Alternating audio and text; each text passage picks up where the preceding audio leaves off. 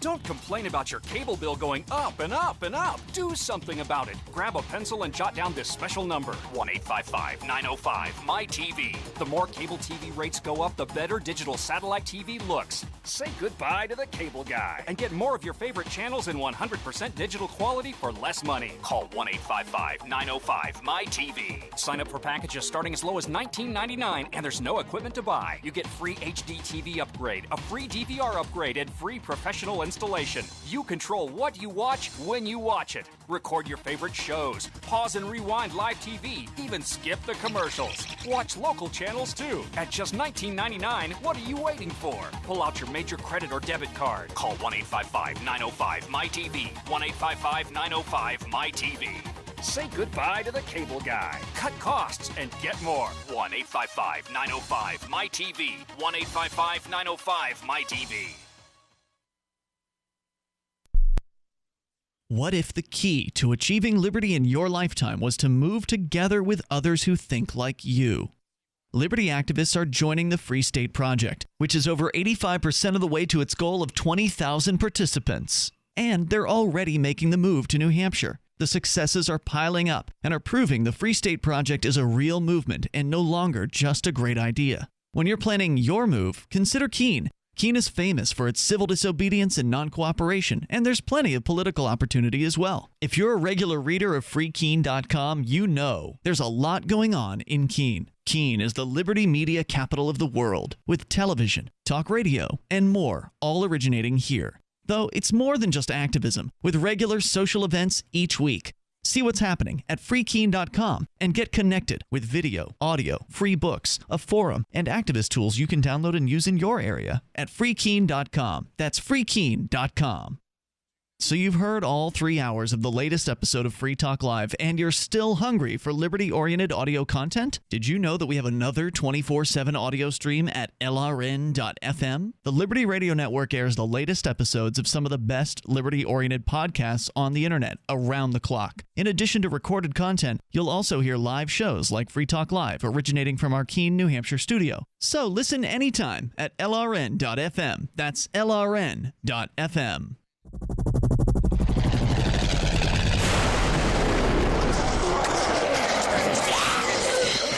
In Survivor Max 2, School Bites, Max must scavenge through a wasteland swarming with the undead. Desperate to find the medicine he needs, he discovers a community of survivors at his former school. Has he finally found the safe haven he's been looking for, or will he discover that school bites?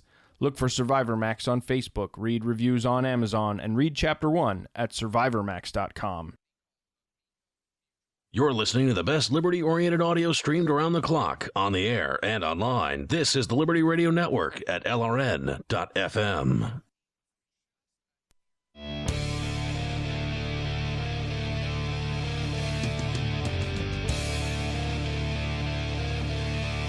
This is Free Talk Live. Join us right here. The toll-free number is 855-450-FREE. The 7-hour-long video is currently encoding. That's 7 full hours of court. Basically, all I cut out was the dead times when what happens is the judge will mute the audio in the courtroom, and then the two attorneys will come up to conference with the judge. That's called a sidebar conference. Generally, James, you were able to hear some of those sidebar conferences from your vantage point in the room, but ultimately the court audience doesn't hear those things, and they certainly don't make it onto the cameras. So there's no point in just having the footage just sit there while two attorneys are quietly conferring with the judge. So that's all that will be cut out of this 7-hour-long trial footage of James Cleveland, our Friday night co-host, in the studio with us here tonight. Thankfully, rather than sitting in a jail half not guilty, half undecided. Right now. It was a major win. And I know the trolls on the internet are complaining because I've called this a clear victory in the case of James. But the reason I'm calling this a clear victory for you, James, is because they didn't convict you.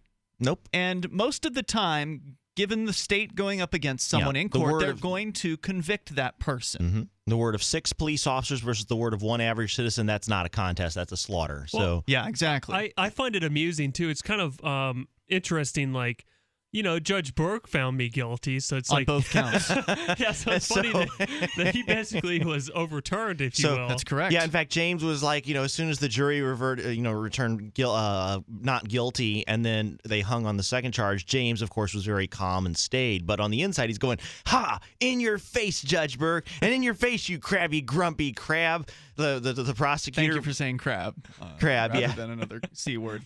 So our toll-free What number, other C word would I use besides crabby? I don't know. 855-450-3733. Also, Skype username is lrn.fm. We're all going to be at the Liberty Forum coming up here. Actually, we're 2 months away now. It starts February 18th. This is going to be here before you know it. So if you don't have your tickets yet, you haven't planned your travel plans yet, go ahead and head over to nhlibertyforum.com and get your tickets now. It's February 18th through the 21st, right in the heart of wintertime here in New Hampshire, in the Manchester, New Hampshire Radisson Hotel. It's a great hotel. We had the Liberty Forum there for the first time last year. It's the 9th year of the event. It's been mostly held in Nashua, New Hampshire up until last year, and I like the new venue. It's right in the heart of downtown. It's easy to get to, a bunch of downtown restaurants and things.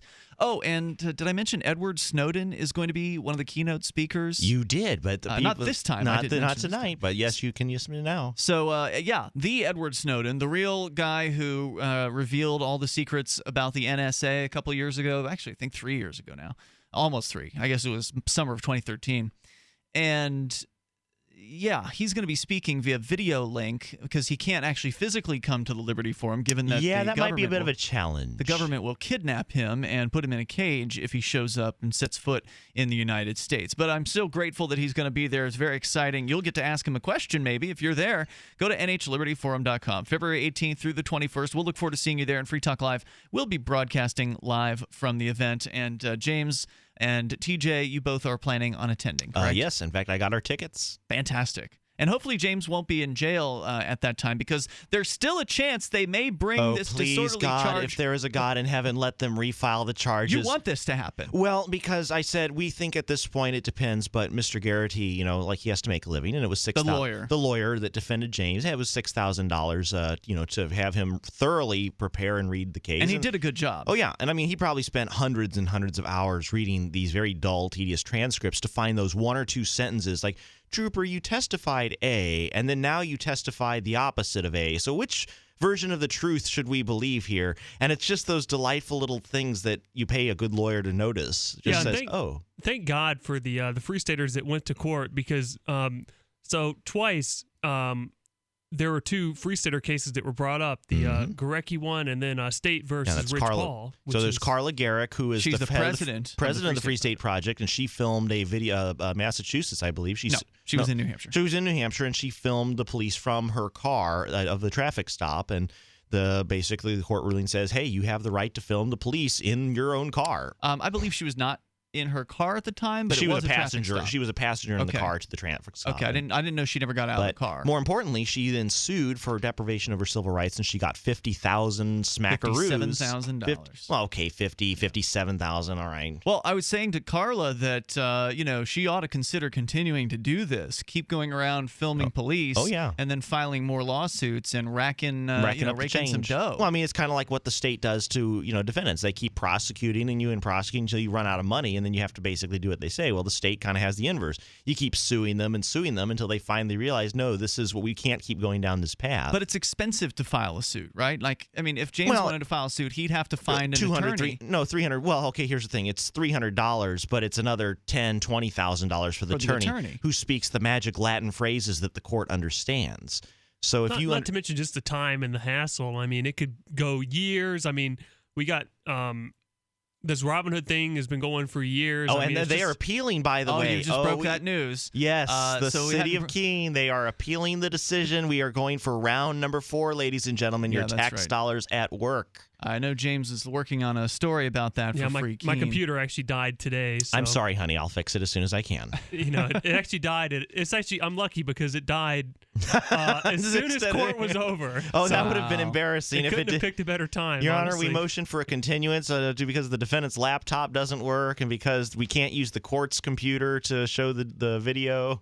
Yeah, that's another funny thing. So there's like a television in the courtroom, so I'm kind of operating under the assumption that I can just hook up to that TV. Oh, no. Oh, yeah, the bailiff yelled at you for that. And they're like, no, you can't hook it up. And I think their fear is it's the television that connects to the jail so they can do arraignments. Yeah. But I mean, if you look at the back, there's a HDMI display input. Yeah. port, but and they there's don't know how to DVI change the port. channels. Yeah, on well, it. they're all over 60, so they don't know how any of the courtroom electronics work. They're worried you're going to screw it up. But basically, James had to schlep a 20-inch monitor, a 24-inch computer monitor, so he could show on the first day his video on the screen. And then thankfully the prosecutor brought a projector the second day, and he could take his laptop up to it. The reason I did that, I brought the TV, is because during the Robin Hood case, the city paid attorneys, they brought a projector in.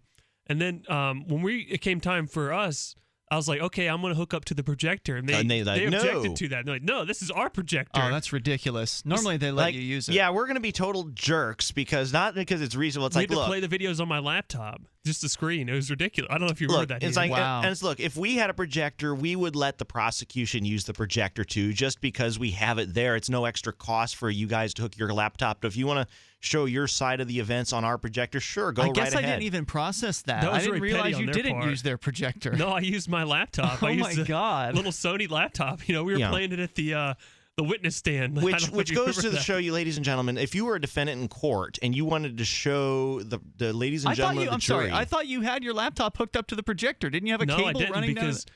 So one of the things that Wow, what the hell? like so How it's could I not, have missed that? I was recording the entire thing. well, it's not really public record because you can't see the screen. So the judge could see it. The John Meyer could see it. I could see it. Oh, And, I'm sorry. I this thought is you were the talking. Robin Hood You're case. talking about Yeah, Robin okay, Hood. yeah. That's the Robin I'm Hood sorry. case. I I was, thought you were talking I about had the this week's same case. miscommunication you did just now, Ian. I Okay. thought I was on your wavelength, and I realized How did we get to Robin Hooding from all this? Oh, I was talking about the city attorneys refused to let me petty use things. their Yeah, petty projector. things the opposing counsel does just to make things to be jerks. I see. And you had brought up the Robin Hood ruling or the new appeal that the city of Keene is making, and that's a whole other story. We get the actual PDF filing, and that's going to go up at freekeene.com. Toll-free number is 855-450-FREE. That's 855-450-3733. You can bring up anything. This is Free Talk Live. If you or someone you care about loves outdoor adventure, then check out slingbow.com for some unique holiday gift ideas. That's slingbow.com, where we have some innovative new products for the archer, hunter, or bow fishing enthusiast in your family. Now through January, use the promo code HOLIDAY to get free shipping in the U.S. or Canada. And from all of us at Slingbow Industries, have a safe, joyous, and peaceful holiday season.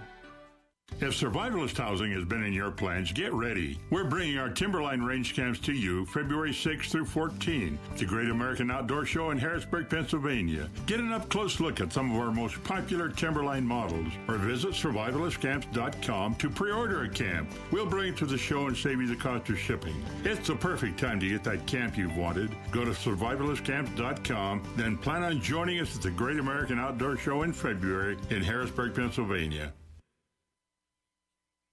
Since time began, tyrants have taken aim at personal liberties. Now there's a movie that aims back. The government has no more right to tell us what to put in our bodies than they have to take our guns or tell us what books we can read. 6 drug police were eaten by bears while raiding a marijuana farm. On your knees, you dirty hippies! Jesus. On your knees! What's the problem, officer? Today, many cops who enforce pot laws do so only because it provides them with cushy jobs, good benefits, and a chance to push people around. I was an undercover narcotics officer. The drug war is nothing but a farce. The Second Amendment says you gotta keep you and your gat intact. Guns and Weed, The Road to Freedom. A film by Michael W. Dean and Nima Vadadi. DVD available now at gunsandweed.com or on Amazon. That's gunsandweed.com. Makes the perfect gift. Remember, that's gunsandweed.com.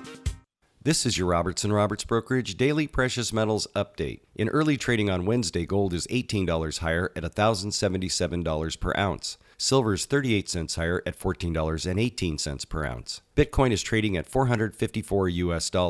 The Federal Reserve is expected to announce the first rate hike in 9 years today. Gold and silver seem to indicate that's not a great idea. Robertson Roberts Brokerage, 800-874-9760, or online at rrbi.co.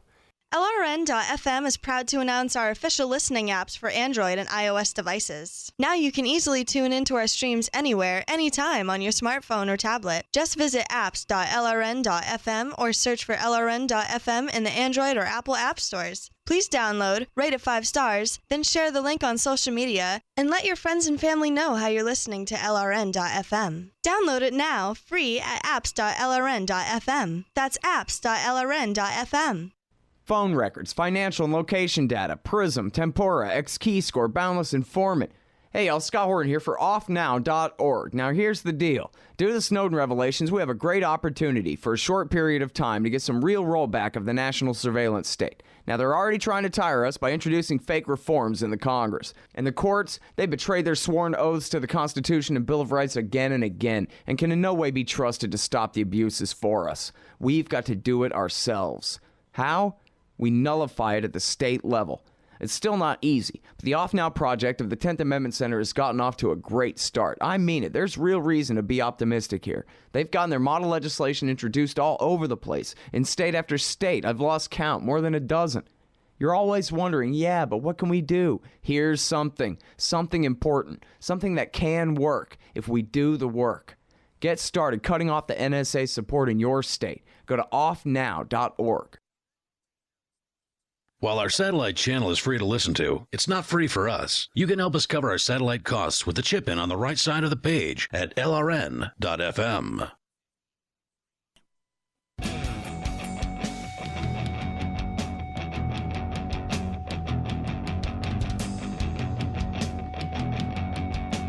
It's Free Talk Live, and it's court week here on Free Talk Live. We've been talking a lot about various aspects of James Cleveland's case, which is a near total victory.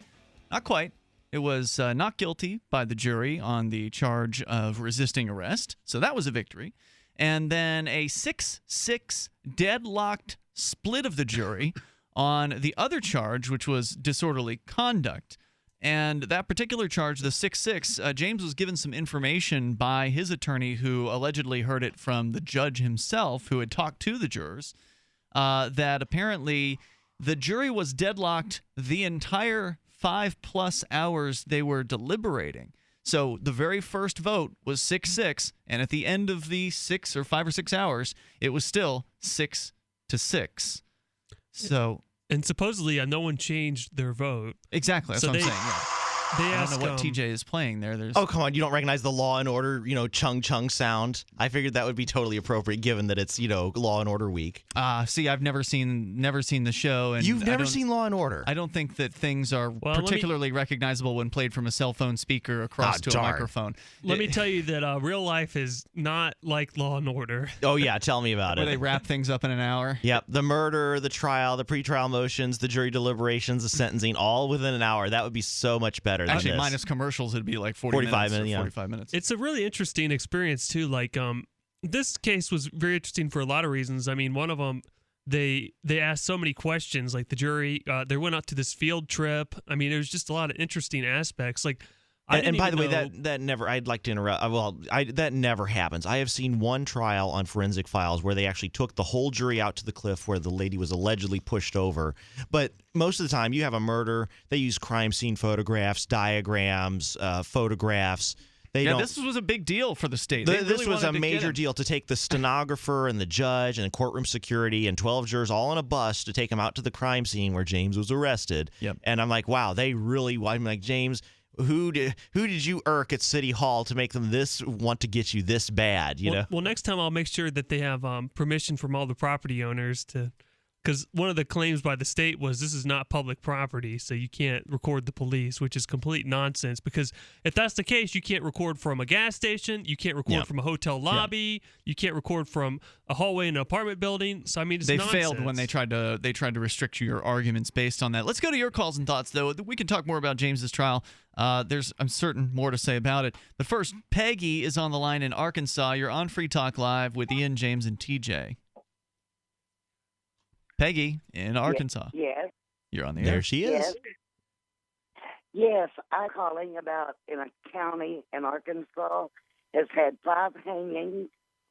5 People hangings? hanging themselves in a month with meth and pills. And with what? Why don't they put nets in what? Meth, pills. Oh, pills. So they hung themselves with meth and pills? That's what I got.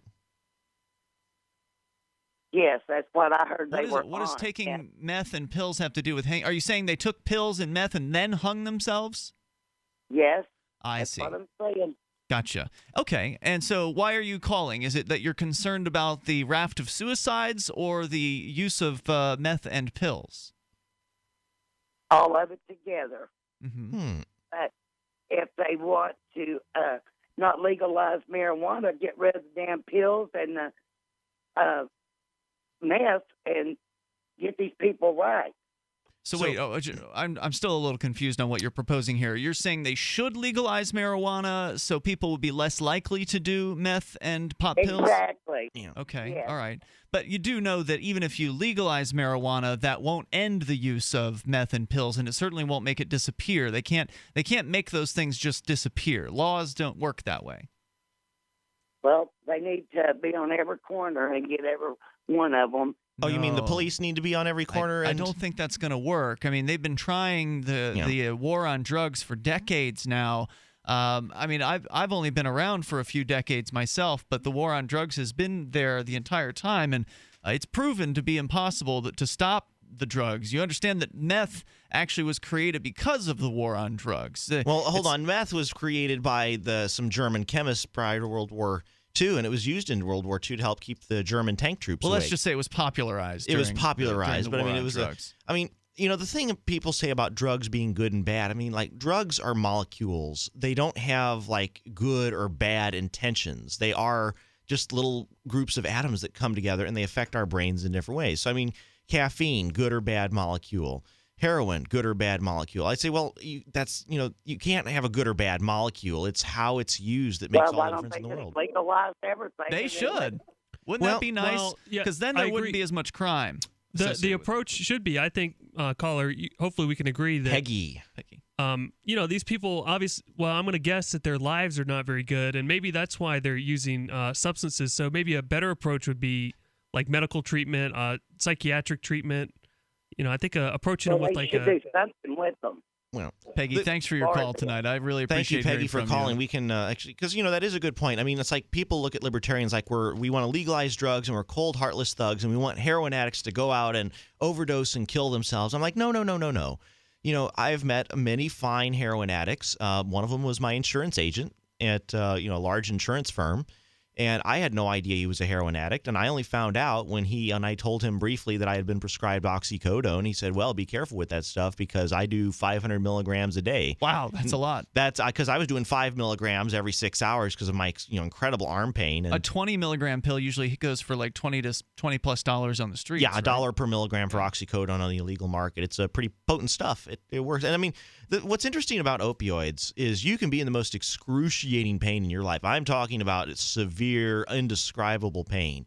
And just 5 or 10 milligrams of morphine or oxycodone or heroin, which is diacetyl morphine, totally takes that pain from a 10 down to a 3. So I hate the term painkiller because that makes it sound like the pain goes away entirely. Mm-hmm. It just takes it from the pain you can't eat, you can't sleep, you can't do anything but think about the pain to where it's like it's there, it's uncomfortable, but it's manageable. But it's totally manageable. And the points, I guess, subjective evidence, but the points like where I would consider in my life, like I'm having a tough time, that's the points where I wanted to, let's say, drink myself into a bottle each night. Yep. It wasn't because my life was going great. Yeah. It's because my life was going Most people crappy. whose lives are going great, my life's going, I'm happy, I have everything I want. You know what? I'm just going to become a heroin addict for the heck of it. I'm going to drink and get into a drunken stupor just for the heck of it.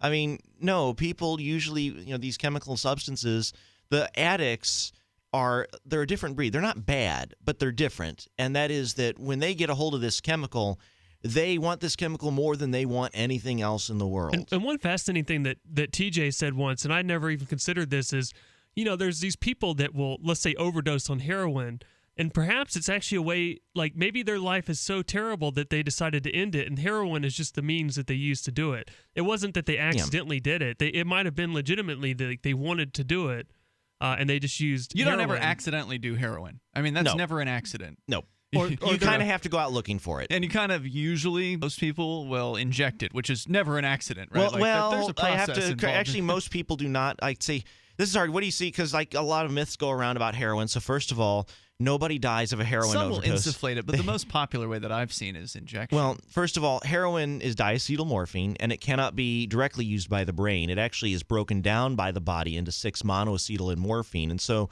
6-monoacetylmorphine and morphine. So when people die of a heroin overdose, what they're really dying of is respiratory arrest caused by a morphine overdose, which is the byproduct of the breakdown of heroin.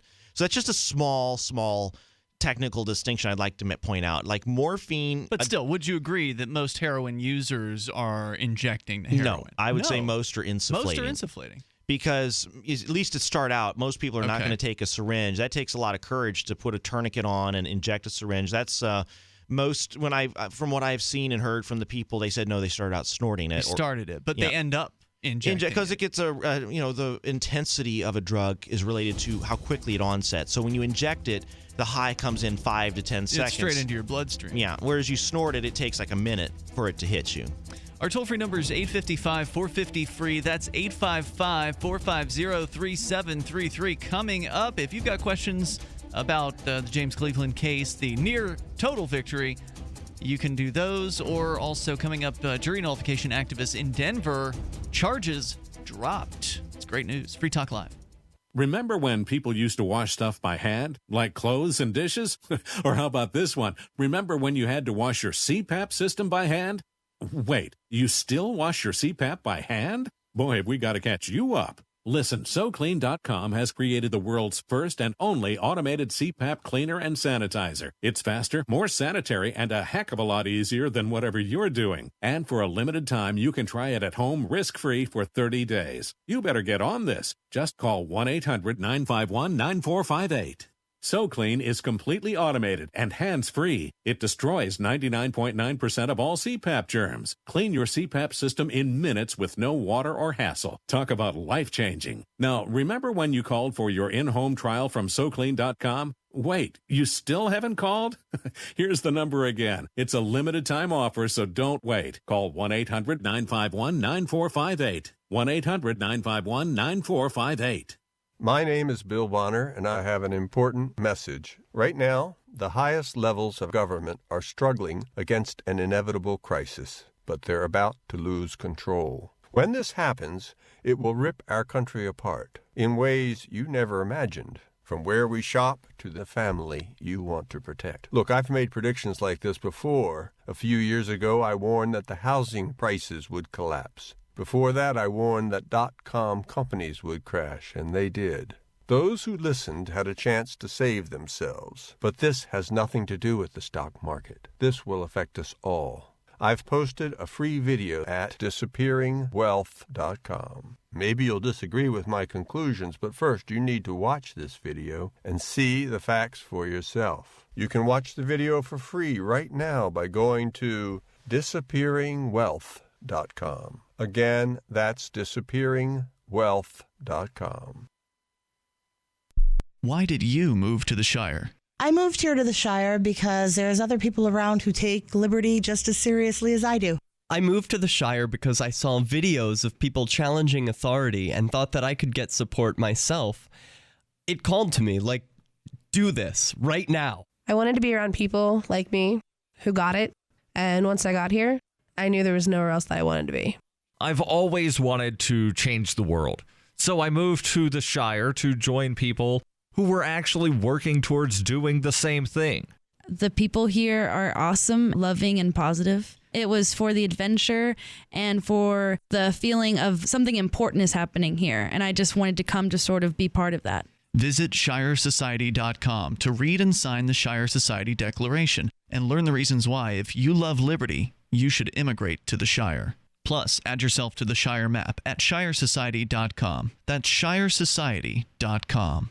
DVD, books, music, instruments, periodicals, computers, software, electronics, photo, cell phones, office products, home and garden, bed and bath, furniture, kitchen, pet supplies, automotive, hardware, apparel, shoes, jewelry, grocery, healthcare, sports and outdoors, toys, games, used, and more. It's a department store at your fingertips. Shop.freetalklive.com. Get all your shopping done, get a great deal, and a portion of your purchase goes to benefit Free Talk Live when you enter Amazon via shop.freetalklive.com. I love My Magic Mud. I drink a lot of coffee. I had stains on my teeth. Then I found My Magic Mud, and I was told it would remove stains. So I paid attention when I brushed the first time. My Magic Mud is black tooth powder, and the difference it made in my teeth in one application was noticeable. With 4, my teeth were as white as you normal folks out there. Please go to mymagicmud.com and buy a jar. There's 150 applications for $25. You can use Bitcoin. mymagicmud.com. Do you love Twitter? Make sure you favorite the LRN.FM Twitter account so you can receive our tweets at twitter.lrn.fm. That's twitter.lrn.fm.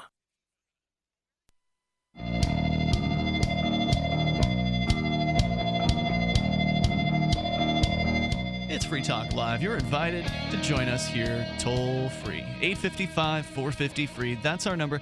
855-450-3733. If you enjoy Free Talk Live, please become an amplifier today at amp.freetalklive.com. AMP stands for Advertise, Market, and Promote. And the idea is to help Free Talk Live get on more radio stations, bring more internet listeners on board, expand our satellite footprint, and spread the ideas of liberty as far and as wide as possible. You get perks like access to the AMP-only call-in lines, AMP-only Facebook group, and the AMP-only podcast. Go to amp.freetalklive.com, amp.freetalklive.com. In studio tonight, it's Ian, James, and the very sick TJ the Spy. And, I don't know. If you didn't say that you were sick, TJ, I don't know if anyone would have any idea. Well, I try, and whenever I cough off mic. But, okay. But yeah, I'm not feeling so hot, but I'm here anyway because I like Ian. You've managed to pull it off, I think. Thank you for coming in. We've got all kinds of things to talk about here tonight, including some good news for the people in Colorado. Denver, Colorado is where people were actually arrested earlier this year. Yes, I remember this case. They were arrested for jury tampering. Yep. And because that's what the charge is that they trot out whenever somebody is handing out jury nullification information in places that are not so friendly to such information being handed out, which is a lot of places outside of New Hampshire. Ian, even though I know the answer, what is jury nullification? It is your right as a juror to vote your conscience in a case, meaning that even if all of the facts show that the person is guilty by the facts of the case, you can still vote not guilty if you wish because you think the charges were wrong, that it's a wrong thing to put that person in a jail cell, even though they did the supposed act, whatever it is they're being the who accused cares of. defense. If you want to call it that. Yeah, I call it the who cares defense because it's like, yes, ladies and gentlemen of the jury, my client totally did what he's accused of doing. Yes, it's against the law, but there's no victim here, so who cares? Should he really go to jail? No, so vote not guilty even though he is technically guilty. Or the other is, yes, ladies and gentlemen, he's guilty, and yes, he should be punished, but not with prison time because he doesn't deserve 30 years in prison. He deserves like maybe a week in jail just to let him, teach him a lesson. So rather than but the jury never gets to set the punishment. So if you don't want to see, I think that juries should know what the maximum punishment is for someone and presume that they're going to get it. Is that what you want to see happen to this person? In your case, James, your attorney specifically at the end of his closing arguments, after making all the points that he wanted to make about why he didn't think the state had proved its case, he did spend 3 minutes explaining to the jury that even if they did believe that the state proved its case with beyond the facts, a reasonable doubt, that they should still vote not guilty and use their power of jury nullification, which he explained to them as their right to basically say, yeah, okay, well, he did it, but there's nothing wrong with what he did. So you want to play that 3-minute clip again? I played it last night, so I don't want to overplay it. Oversell it. But for anyone who hasn't heard it, if you're just tuning in tonight and you missed last night's show, it was in the very last segment last night. It's also available as its own clip on YouTube. You can go to freekeen.com or nhjury.com. Probably easiest to find it at nhjury.com because there's already been like 3 or 4 stories posted since I posted it to Free Keen. But now, do you know how rare it is to beat a resisting arrest charge? That almost never happens. I did it. You did it? Yeah, in front of a jury. Yeah, thank goodness for 12. I'm the first person of the Free Staters who've been in front of juries to actually beat one of the charges. I was convicted of obstructing government administration. You mean you legitimately, you didn't beat the charge. You were actually not guilty of it. Thank you. Yes, that's right. We've been going back and forth about how words have certain meanings. So James would say, I beat the charge. I'm like, no, honey, you don't beat a charge, because beating a charge implies that you actually did it and you got away with it. You pulled one over on the jury. I see where you're coming from. You were acquitted of the charge because you were legitimately not guilty of doing it. So we have these, like, even though I was also convicted at the district court level, so the jury overturned that. The standard for resisting is very low. I mean, pretty much anything that you do or didn't do could be resisting. If you don't bring your arm behind your back fast enough, they'll call that resisting arrest. It'd be like, okay, Mr. TJ, you're under arrest, and he puts his hands behind him. Well, I wanted you to put him in front of you. Yep. You know, you're resisted. Defiance. Defiant, yeah. He didn't help me. Even if you, like, I don't know, let's say you have to assist. You if you have go to help limp, the officer arrest you. If you go limp, which is technically not resisting anything, that's simply allowing gravity to work. If you go limp, they'll call that resisting. You know, it's because funny. You aren't helping them. I've been arrested once by the New Jersey Highway Patrol, who said, if you're not going to talk to me, I'm going to place you under arrest. I said, well, officer, we're kind of at an impasse. Trooper, we're kind of at an impasse here because my attorney has told me not to talk to you. He's like, all right, turn around, place your hands behind your back. And if you try and resist me, I'm going to take you out. And I thought, well, officer, you have a gun, a bullet. I said to this to him, I said, officer, you think about it. You have a gun, a bulletproof vest, and like 5 other officers here. Why in the heck would you think I would resist you when you could tackle me, pepper spray me, taser me, and break my arms with your ass baton? What? On what planet do you think I would, a legitimately sane person, why would I resist you? Unless there was evidence you were having a psychotic break, then odds are good you would not I'm just standing here. I've been polite and calm and totally like, do you really think I'd be dumb enough to try and resist a law enforcement officer who could shoot me?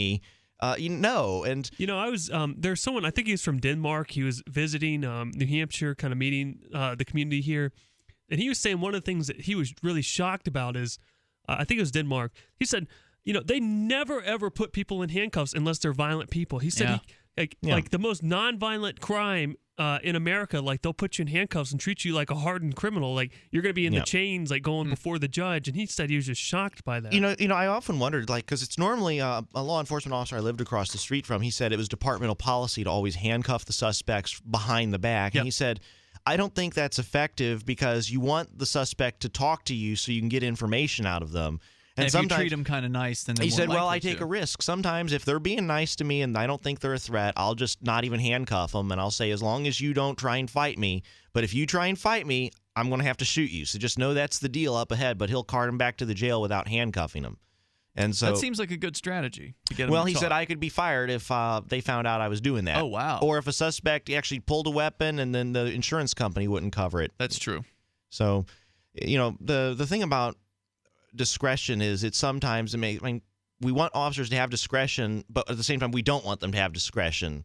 So well, I want them to have discretion. I tend to think discretion's a better thing than a worse thing. Yeah, some people argue against discretion because they want the officers to go to the max every single time. That way they look bad, and I don't think that's a good idea. I think that there are countless people out there who have been saved by an officer's discretion. Yes. We don't know how many there are, but we know enough that there have been officers, both on and or like current officers and former officers, who've called this show to give examples of times when they utilized their discretion, and that resulted in some young person going free and going home. Maybe the cop taking the bag of weed, but otherwise not making the arrest, and that prevented someone from getting a criminal record in that case. I think those officers, while certainly are not heroes, they are doing something good better than the alternative. Yeah, in a bad situation. It was, and this was just one of those things that I was struck because Trooper Gazer said, I steeled myself for the arrest that I knew was coming. And I'm like, well, that's kind of interesting, Trooper. A premeditated arrest. Well, how did you know the arrest was coming? So, I think from his worldview, anytime he tells a suspect or some member of the public, do what I say, normally they say, okay, officer. But if they say no, he's so used to, they never comply with him that he knows he's going to have to arrest them. Because he knows those Free Staters are least likely to comply. How do you know? Maybe if you would have asked him, sir, please move back around the corner, as opposed to move back around the corner or you're getting arrested. The officer didn't try any other tactic. And unfortunately, this is some advice for law enforcement officers. Anytime you say, do A or else I will do B, that's always a bad command, because if you don't get A, you have to do B. You're boxed in. You got it. The officer said, especially if you're on video, right? Yeah, he was on video. So Trooper Gazer was, you're either going to get around that corner or else you're getting arrested. Well, boom. Now you're in a problem because James says no. You can either not arrest him, in which case, look bad and lose your credibility. Like if I threaten you, if I'm going to give you one more chance to comply. So a better command would have been, look, sir, I need you to get around the corner, and I'm going to give you several chances to comply, but I'm going to have to arrest you. I don't want to arrest you, but you're making it very difficult for me because, this is not something I want to argue with you. We have an armed gunman around the corner. We need to deal with him. We don't want you to get shot. So if you want to stay out here, you can put your camera out in the middle of the field, but get around the corner for your own safety, please. Because if you get shot, we're going to get blamed and lose our jobs. Would you just please not argue? And he never, it was just this very, you're going to do what I say or else. Well, normally that works. Normally, I guess my experiences where I've had negative interactions have been when I've said no to the police, like, can I search your vehicle? And no, that's a no. You say no. I invoke my Fourth Amendment. You can if you go get a warrant. You can search it. That's what I'll say, something like that. So yes, you can do it. So I'm not saying no. I'm just saying no, without a warrant you can't do it. And then they hate that. Well, I usually go, officer, I'm a stranger. You don't know me, but can I come over to your house and I have no reason to think you're doing anything wrong, but can I go through your house and your car and your possessions? You don't have anything to hide, do you? You don't have anything to hide now, do you? Because, The toll-free number tonight is 855-450-FREE. That's 855-450-3733. Can you do a drug test for me, officer, right now? We'll talk more about a little bit more about James's case and the jury and what they came back with. Also, speaking of juries, the Denver activist, jury nullification activist, charges dropped. We'll tell you about that. It's Free Talk Live. As a pioneer of the e-commerce movement, Overstock.com is proud to be the first major retailer to accept Bitcoin. Overstock was the first because Patrick Byrne, Overstock's CEO and founder, firmly believes in personal freedom and cryptocurrency. Over the past 16 years, Overstock has furnished over 18 million homes with a diverse line of products to suit everyone's unique styles and preferences. Support Overstock and freedom of choice while enjoying free shipping on orders of 0.211 Bitcoin or more. Are your kids spending too much time online? Are they gaming instead of doing homework? Are they on Facebook instead of sleeping? Turn their internet access on or off when you want for free at webcurfew.com. 100% web-based interface means nothing to download, install, or configure. Web Curfew is free and controls any device using your home network without slowing down your internet. Block all adult web content with the click of a button. Don't let the internet raise your kids. Take back control of how and when your home internet is used for free. Visit webcurfew.com.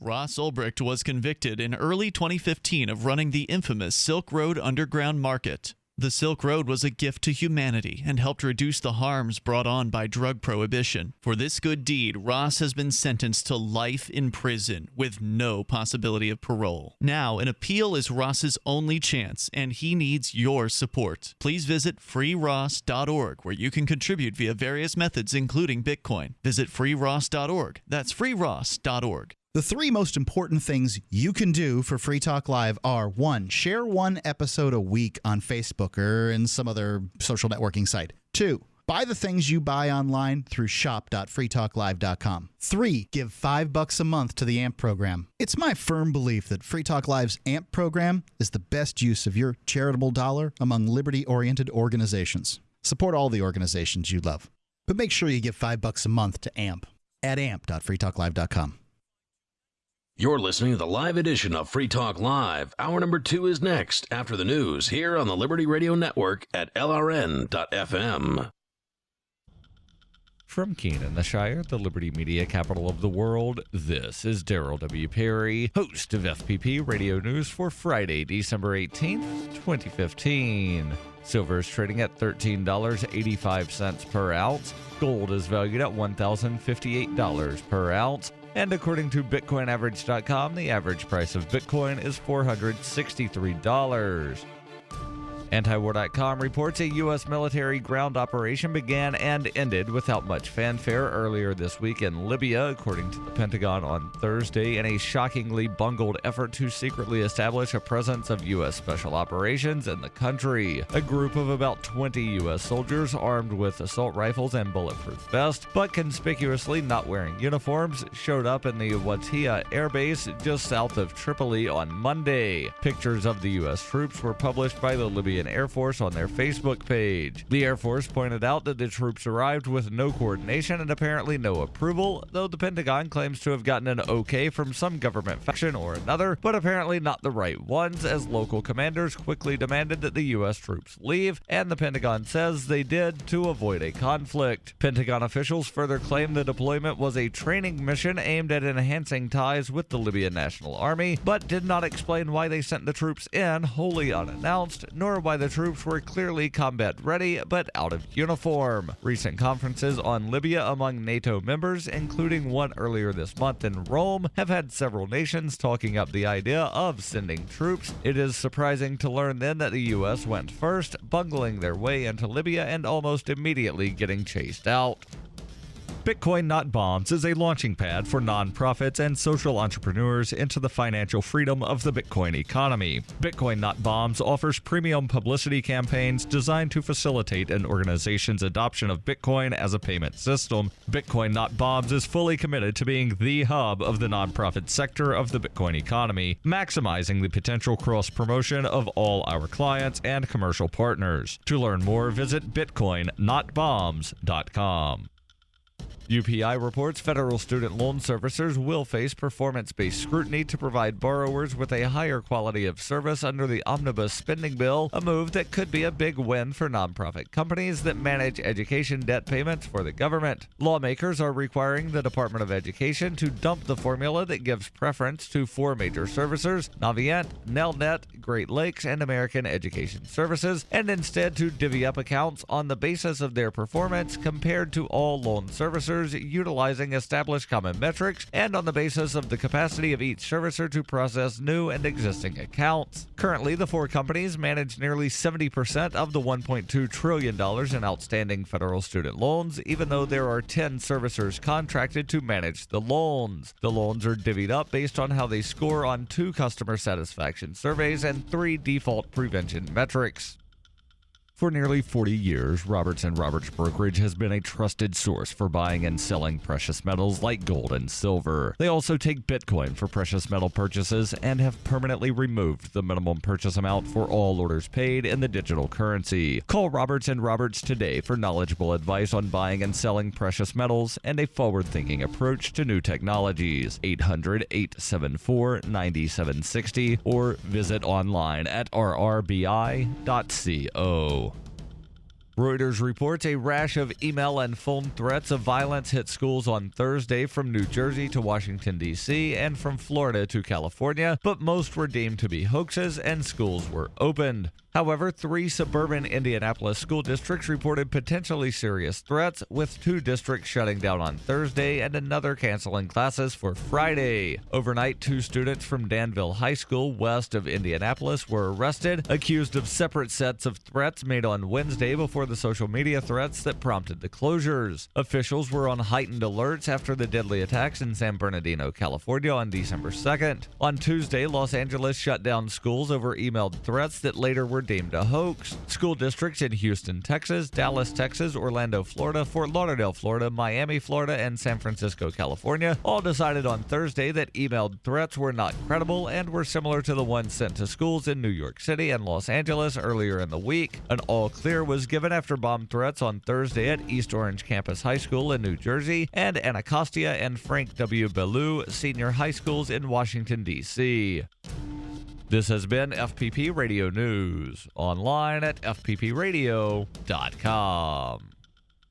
As of today, the average cost of a pack of cigarettes has gone up to 2 hand jobs and a stick of beef jerky. For more, we go now to Onion News Network prison economics expert Hal Rogan. The prison economy runs on cigarettes. They're involved in every economic transaction at some stage, from contract killings to naked woman picture acquisition. Right. That's why we've got shampoo at 6 batteries. We've got tattoos at 50 commissary stamps. Now, for what it's really like out there in the market, let's check in with major cigarette trader Big Dap Ramirez. Big Dap, nice to see you again. Thanks, Rick. Good to see you. What's happening, Hal? How's it going, Big Dap? Now, it's obviously a boom time for cigarettes right now. I'm getting a lot of But hand with jobs. prices this high, analysis shows you're going to be seeing a drop-off in real sales soon as consumers turn to smoking grass fajos. Look, we've been through this before. The market teaches us not to panic. But if I learn anything in this game, it's that a wife or girlfriend will pass off a few decks in the boneyard. Supply will normalize, and we'll see cigarettes returning to a single hand job or less. Big Dap, best of luck to you. We'll keep checking in on the story with Hal throughout the day. Thanks, Rick. Moving on to some happier news. In Atlanta today, 2 snitches were beaten to death.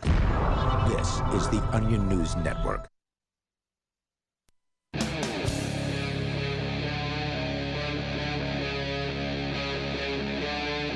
Free Talk Live. Hey, it's Free Talk Live. Join us here toll free. 855-450-FREE. That's our number. You can bring up whatever's on your mind. Some good news out of Denver, Colorado, where activists who had been arrested for handing out jury nullification information, their charges have been dropped. Joining you in the studio tonight, it's Ian. James. And TJ the Spy. And we can come back and talk more about James's trial. There's, I think, a few more things to, at the very least, discuss. The video, by the way, 7 hours long. It's encoding as we speak. Are you suggesting that it's a dull video? Yes. Well, at least the portion with the bureaucrats is pretty dull because they pretty much all repeat the same testimony. It's kind of like, okay, we get it. There was a guy with a gun barricaded with the SWAT team around the corner, but we spent like a good 3 or 4 of those hours establishing that fact. They wanted the jury to believe this was a dangerous man with a gun. I said, good God, I love the defendant, but this is just painfully dull. I would have shot myself if I would have been Judge Kissinger. I was just listening to how can you sit here and listen to this boring hour after hour crud? In theory, like, most of that's not even relevant. Yeah, they could have just been like, there was an armed man around the corner. We'll stipulate to that fact. Yeah, and then it's like, okay. There were several armed men. Many of them were the police. Yes. Some of them had AR-15. And it was just like... And, here's the thing. It's great if you go out and just film the police doing nothing, but... I think the times where you need footage is the times where, quote unquote, it's most dangerous. Yeah. The times where there's high tension is when you need that footage. I mean, my idea of fun after a hard day of work is not going out where a man with a gun is anywhere. A suicidal man with a gun, I don't want to be anywhere near that site. Yeah, that was a long day, too. I mentioned, I testified, I think I got off.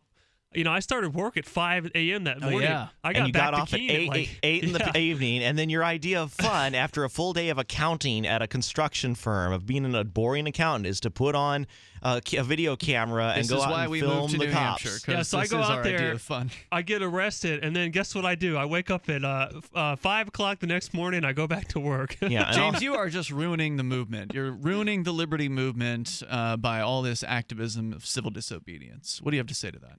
I guess so.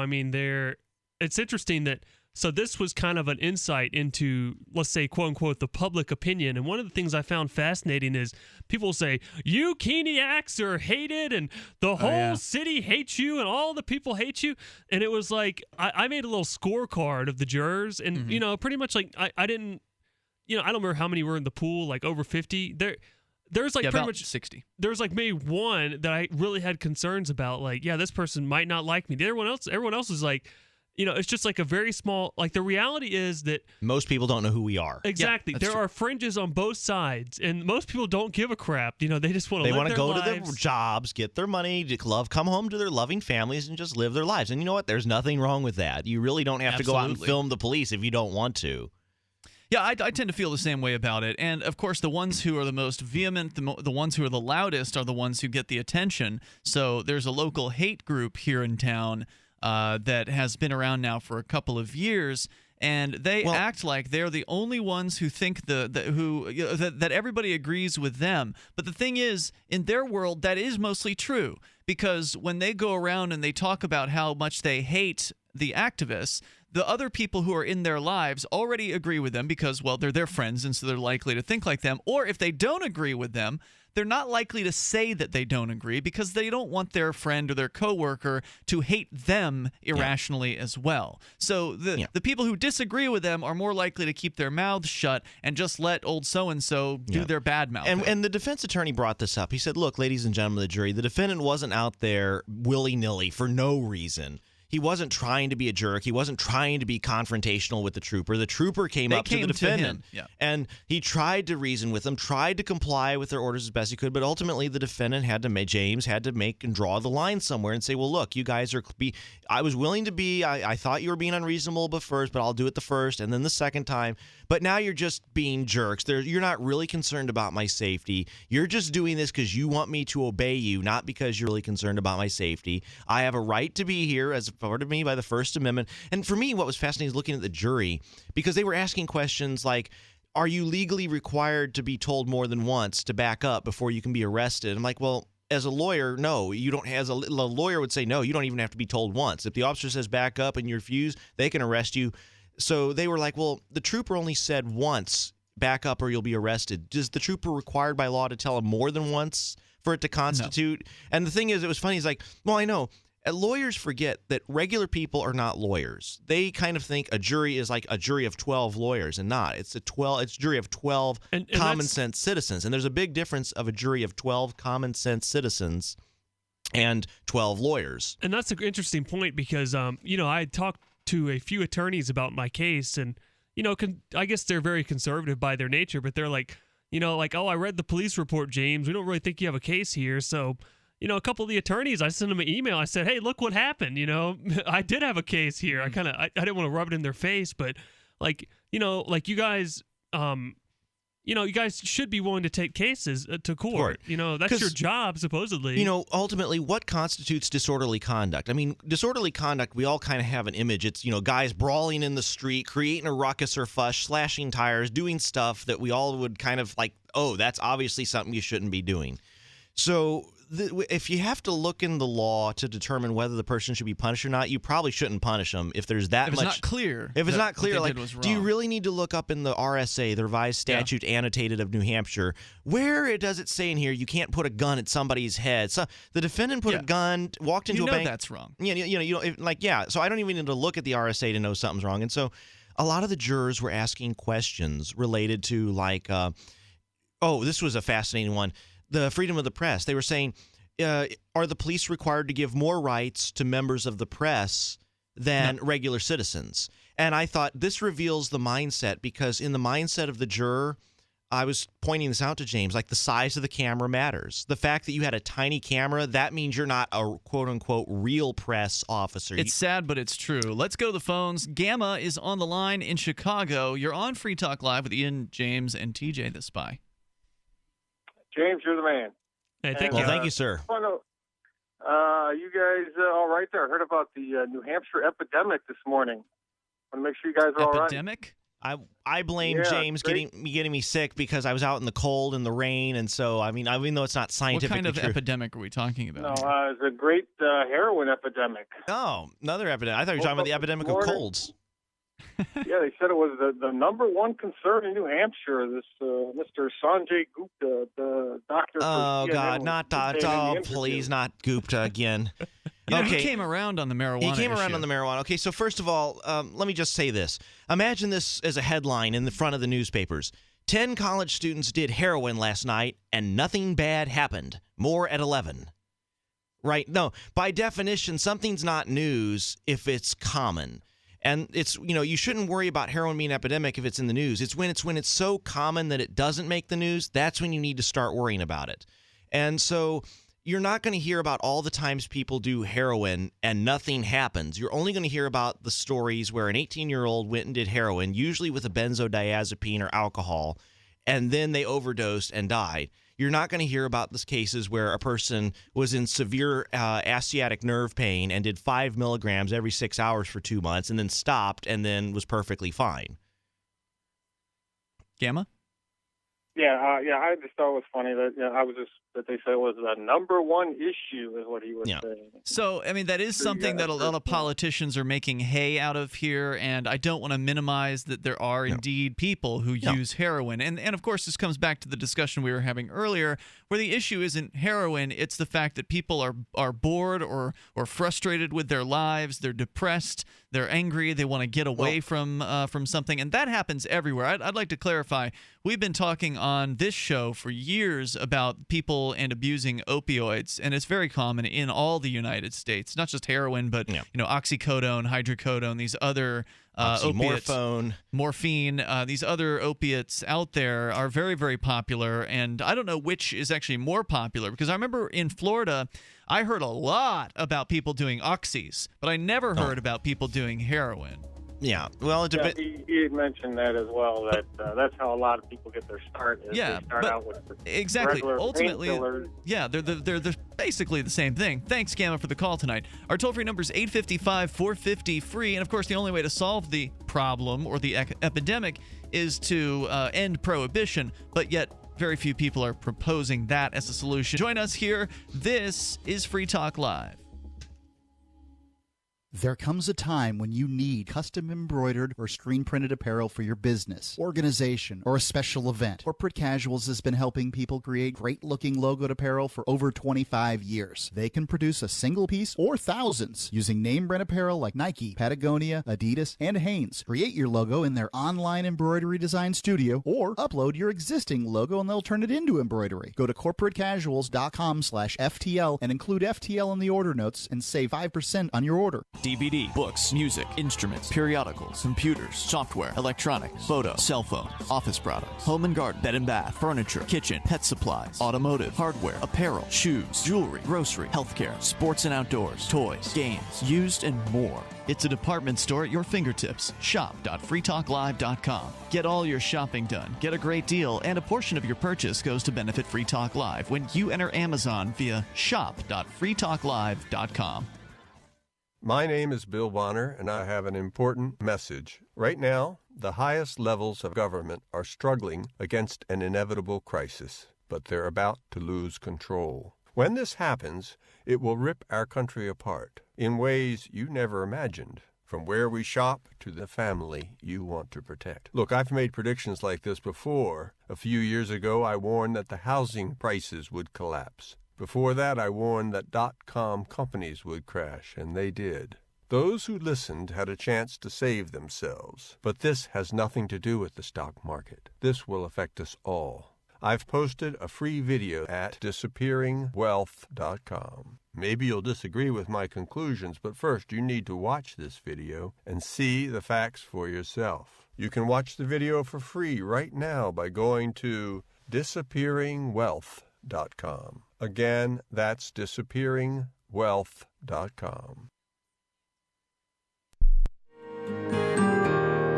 So the protection of life, liberty, and property is what the Free State Project is all about. But it's an effort to move 20,000 people who understand. It's about demonstrating to the entire country that, yeah, we can have a free market, a truly free market. Making it just a freer, great place to live. It's the world's largest voluntarist libertarian community, and it's only getting bigger. That's amazing, to be able to move to a place where other people passionately believe in being free and independent. What the Free State Project is managing to do, though, is to put their money where their mouth is. It's physically getting up across the country and saying, let's go someplace and let's demonstrate the power of these ideas. There's a lot of kind of philosophy that surrounds liberty. There's a lot of thinking about it and talking about it. But here in New Hampshire, people are doing it.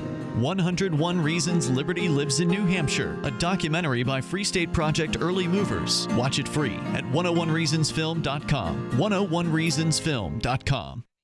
You can listen to Free Talk Live on the radio, podcast, satellite, webcam, and our live streams. But did you know you can listen to Free Talk Live from any phone, anywhere? Add this number to your phone, 213-493-0308. It's a long-distance call, so make sure you're familiar with your phone's calling plan. The listen lines are airing the latest episode of Free Talk Live 24 hours a day, including our live shows. Call 213-493-0308. That's 213-493-0308. So you've signed the Shire Society Declaration and are planning your move to New Hampshire to be around more liberty-oriented people. Next, sign up for the Shire Society Forum at forum.shiresociety.com. There are a bunch of people there who are already in the Shire, and they want to meet you. If you're already in the Shire physically, you should also come by the forums. Remember, not everyone uses Facebook. New people are signing up for the Shire Society Forum every month, so drop in and say hello at forum.shiresociety.com. Listen to LRN.FM on any phone, anytime. 213-493-0309. That's 213-493-0309.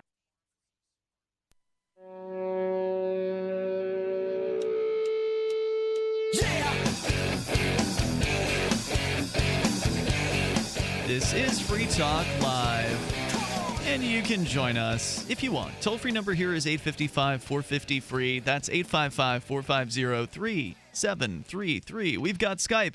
The Skype username is LRN.FM. More about the case of our very own James Cleveland, which was mostly a victory. The one-charge hung jury 6-6, deadlocked for a 5-hour deliberation. We'll get back into that here, but I also want to let you know how to save big time at Amazon. How about 20% off?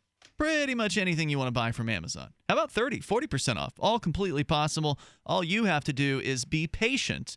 The higher the percentage discount you want, the longer you need to be willing to wait in order to get that percentage discount. So 20%, usually I get that fulfilled in like an hour. It's no problem getting that. 30%, it might take a few hours. 40%, you could be waiting a few days on 40%. And I put something on recently for 50% off. Finally got a bite on it today. So you get to choose over at saveitpurse.com. The catch is you have to use Bitcoin to get these incredible discounts. So you wanted a reason to get Bitcoin? Now you got it. Go to saveitpurse.com. Save AT Purse. Saveatpurse.com. And when you sign up through that link, Free Talk Live, we'll get a very small portion of your future purchases. In the studio tonight, it's Ian, James, and TJ the Spy. Let's take a break from James's trial and get into the details on Denver. What happened in Denver, Colorado, where a judge has dismissed all of the charges, this according to the Denver Post, against two men charged with jury tampering after handing out pamphlets in front of the courthouse. Mike Iannicelli and Eric Brandt were charged with 7 counts of jury tampering. The men, who are regular fixtures in the Denver protest community in July, were distributing jury nullification literature to people entering the courthouse. Denver District Court Judge Kenneth Plotz ordered the charges to be dropped after a motions hearing. Their arrests led to a federal civil rights lawsuit where U.S. District Judge William Martinez ruled the pamphlets were protected speech, and the men had the right to hand them out on courthouse grounds. By the way, do you realize how innocent you have to be to have a judge dismiss on a preliminary hearing, not have it bound over for trial? The prosecution has a very low crystal clear. I mean, it has to be so gosh darn quick because, when you actually listen, lawyers have a peculiar way of talking. Like they'll say, in a motion to dismiss, the evidence must be viewed in light most favorable to the state or prosecution. The judge in James's trial mentioned said that a few too, times. yeah. And so it's like, the judge has to sue. I have to assume everything the prosecutor says is true, that you did everything that they said you did, that you're not disputing any of the prosecution's facts. And even if all of that's true, there's still not enough to convict you. Only then can I dismiss. And so, I mean, you have to be pretty gosh darn innocent to be found, to have a motion of summary dismissal granted on a criminal charge, David Lane was the attorney who represented both of the men in the cases and said the federal judge ruling did help boost his arguments for having the criminal charges dismissed. He accused prosecutors in District Attorney Mitch Morrissey's office of overreaching and abusing their power. People have a constitutional right to protest and distribute literature in public places, Lane said. Lane further said that it would be perceived as a losing battle for a first-year law student. Now, he said he's considering whether he'll file a federal lawsuit against the prosecutors for arresting and jailing his clients. I hope he does.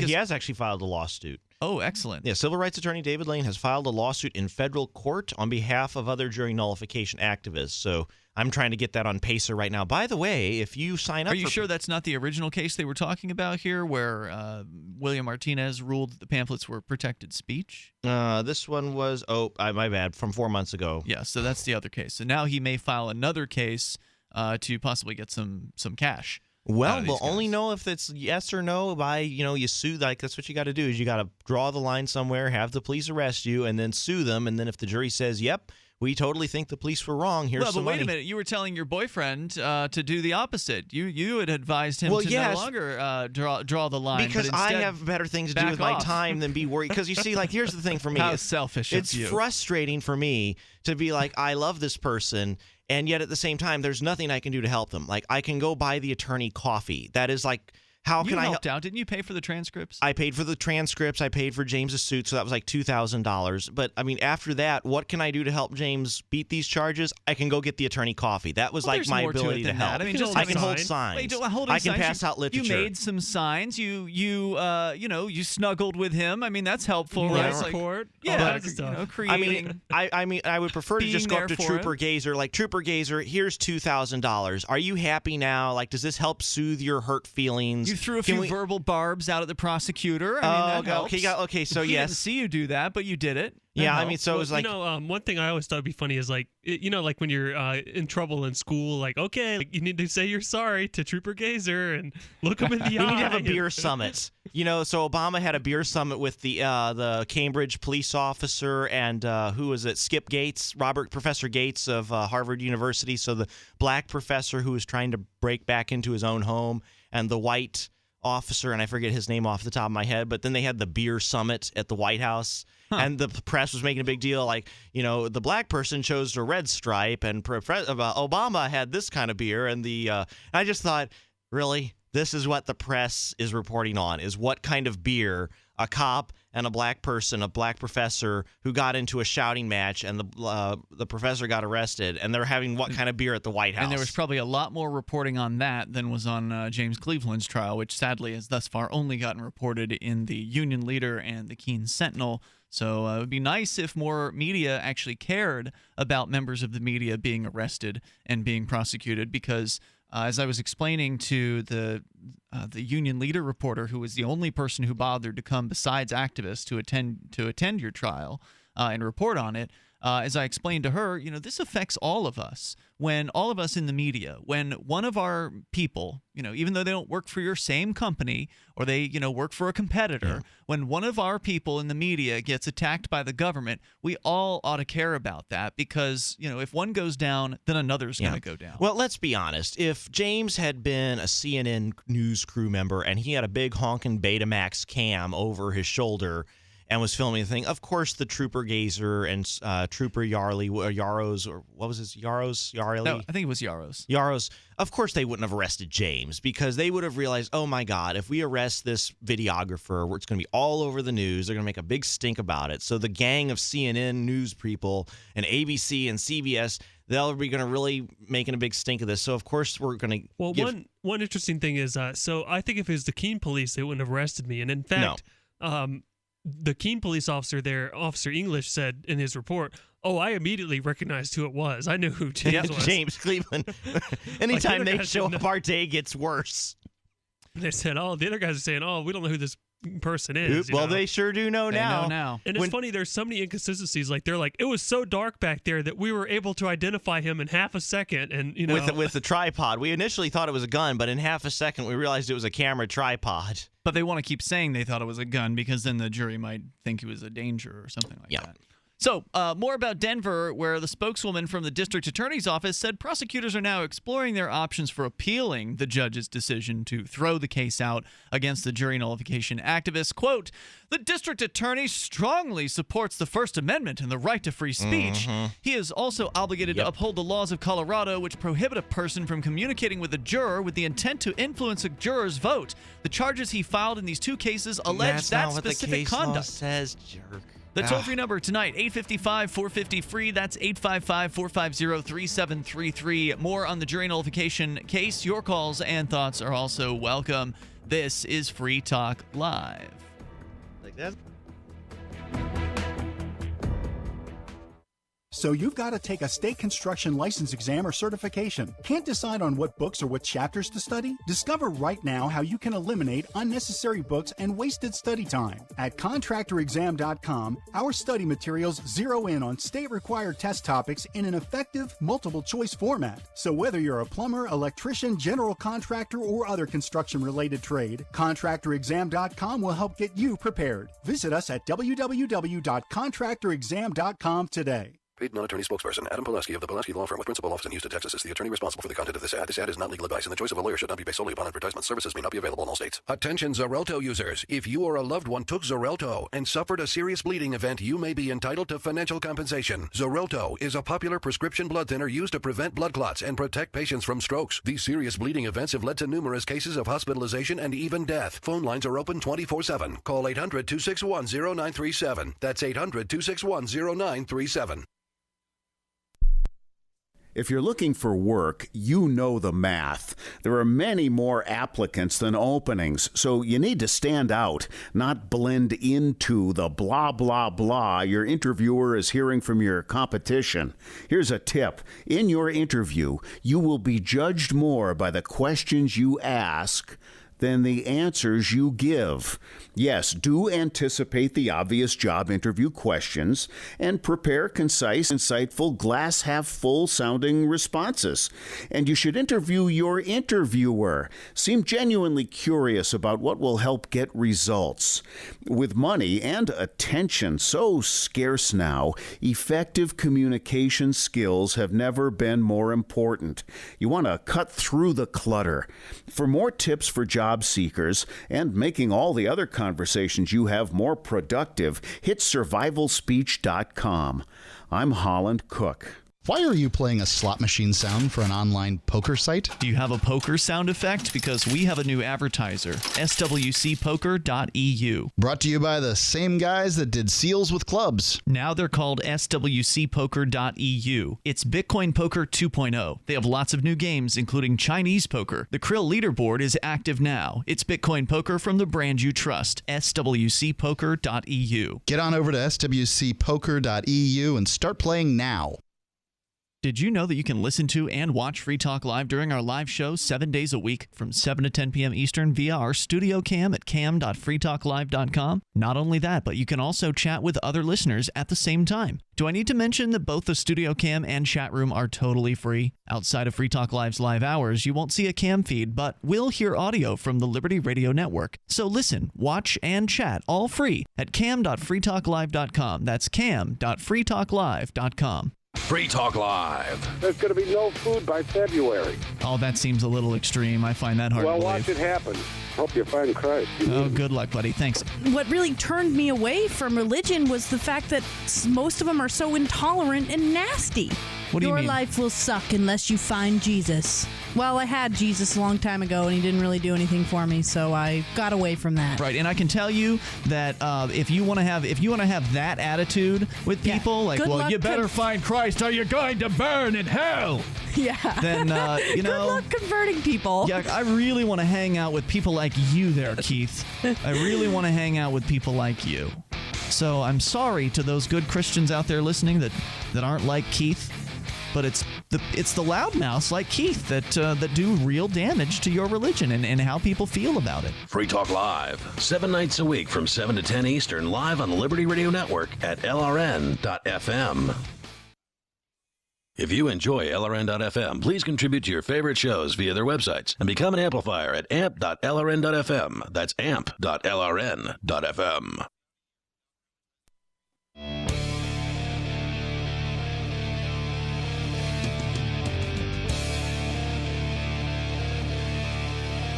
The charges have been dropped in the Denver, Colorado cases against two men accused of so-called jury tampering for handing out jury nullification information, something that many liberty activists have had experience doing here in New Hampshire. We have it at 6 or 7 out of 10 counties regularly. There are people handing out jury nullification information to people coming into jury selection. And I think it's great activism because it really is the last line of defense against the state. The jury is the fourth and final check and balance. So when you're growing up, you go to government school. They explain to you, okay, kids, there's the executive and the judicial and the legislative branches, and they're checks and balances against one another. But they don't tell you about the final check, which is the jury box. That is the last chance Because if there's a bad law that gets passed by the legislature and gets enacted by the executive branch, and then they arrest somebody under that bad law, and then it goes through the justice system, and the justice system doesn't just kick it out as obviously unconstitutional. So it has not been checked and balanced out, even though it's a terrible law. The jury has the final say on that law. They get to look at that individual case and say, okay, yeah, they did find that guy with a pound of marijuana, but that shouldn't be illegal. Not guilty. That's one example of jury nullification. It's an incredibly powerful tool that you have as a juror that the court system does not want you to know about. And there's proof that they don't want you to know about it. That's why Denver and Michigan, there's been just a recent arrest within the last few weeks, I believe, in Michigan, of somebody handing out jury nullification pamphlets to folks outside of a courthouse. New Jersey and Philadelphia and New York, they've all had their run-ins with Florida as well. Yep. Florida's put guys in jail over this for several months. Yeah. So, I mean, this is bad news. People getting arrested for one of the most core examples of freedom of speech. You're handing out information to people in a public place. About a right they have. Yes. Right. In a traditionally public and protected place. I mean, sidewalks and areas outside of government buildings are some of the most constitutionally and court precedent protected places to give people information. So now let's clarify for the record. According to federal law, so I can't speak about state law, but under federal law, jury tampering is a very specific crime. It means you spoke to, 1, a juror, 2, in a case, 3, about a specific matter before the court, and told them explicitly how they should vote. So the thing is, like, if you were to go up and, like, if James was if Ian was on federal trial for interstate transportation of dentures, say, and dentures? Of dentures, that's unlawful to do without a license. Yeah. Okay. So anyway, just play along with me. Ian's on trial for unlawful interstate transportation of dentures, and I go up to James, who is a juror in your trial, and I say, James, you should find Ian not guilty. That is jury tampering. Correct. Now, or if you said you should find him guilty, that would also be jury tampering. Yes. But handing a pamphlet to James, the juror, saying, anytime if you disagree with the law, you have a right. If you say not guilty, you don't have to justify your verdict. There's a reason the jury deliberations are done in secret, so that you never have to explain your verdict to anybody. But if you say he's not guilty, guess what? He's not guilty, and the judge has to abide by your decision. So if you think the victimless crime, he shouldn't be punished, you have every right to say, yep, he totally did it, not guilty.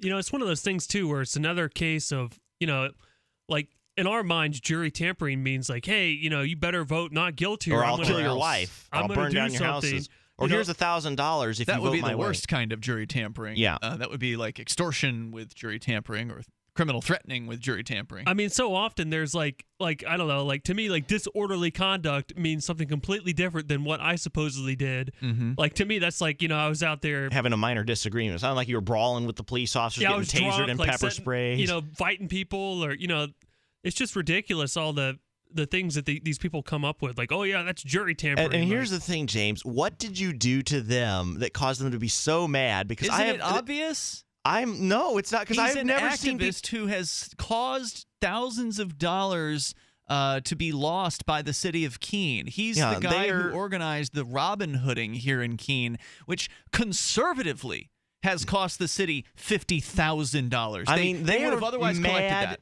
When the prosecutor was coming in on the second day of the trial, I actually said, there she is, ladies and gentlemen. We've solved all the violent crime in Keene. Thank goodness we can move on to people filming the police now. And one of the court employees behind her said, leave her alone. She's just doing her job. And then you said, that's what they said at Nuremberg. And the guy came back out of the courthouse. He said, okay, I got to hand it to you. That was a great comeback. I didn't expect him to say that, although he's kind of a cool guy. And so the other thing is, when she came in the second day as the prosecutor, the female prosecutor was coming in, and I keep forgetting her name. What was it again? Kathleen O'Reilly. So Kathleen O'Reilly, the prosecutor, I said, good morning. Would you like some information about jury nullification? And tried to hand her one of the flyers, and boy, was she upset. She's like, God, of all the courtrooms in all the cities that these crazy people have to come to, they have to come to my courtroom. Yeah, my attorney thought it's great. I was like, he was asking me like about some of our activities, and I'm like, yeah, we're the kind of people that will take parking tickets to court. And he thought that was so great. He was oh heck, he was all excited about that. Yeah. So let me answer it a little bit further though, as to why target James. Because just saying that James cost the city of Keene $50,000 with the Robin Hooding over a year's time, that's again a conservative number. That doesn't explain why the state police would arrest James, right? Right. Because the state police don't really care about what happens to the city of Keene and their government budgets. But I think that there's also a game. I believe I have heard, rumors. Okay, so it's hearsay, but I've heard that there's a little game that the police will play, which is to say that it's worth some sort of points to arrest a Free Stater. Like that there's a little competition going on to see who can arrest which Free Staters. Well, I'm not sure that Sergeant Gaser knew who I was. Right.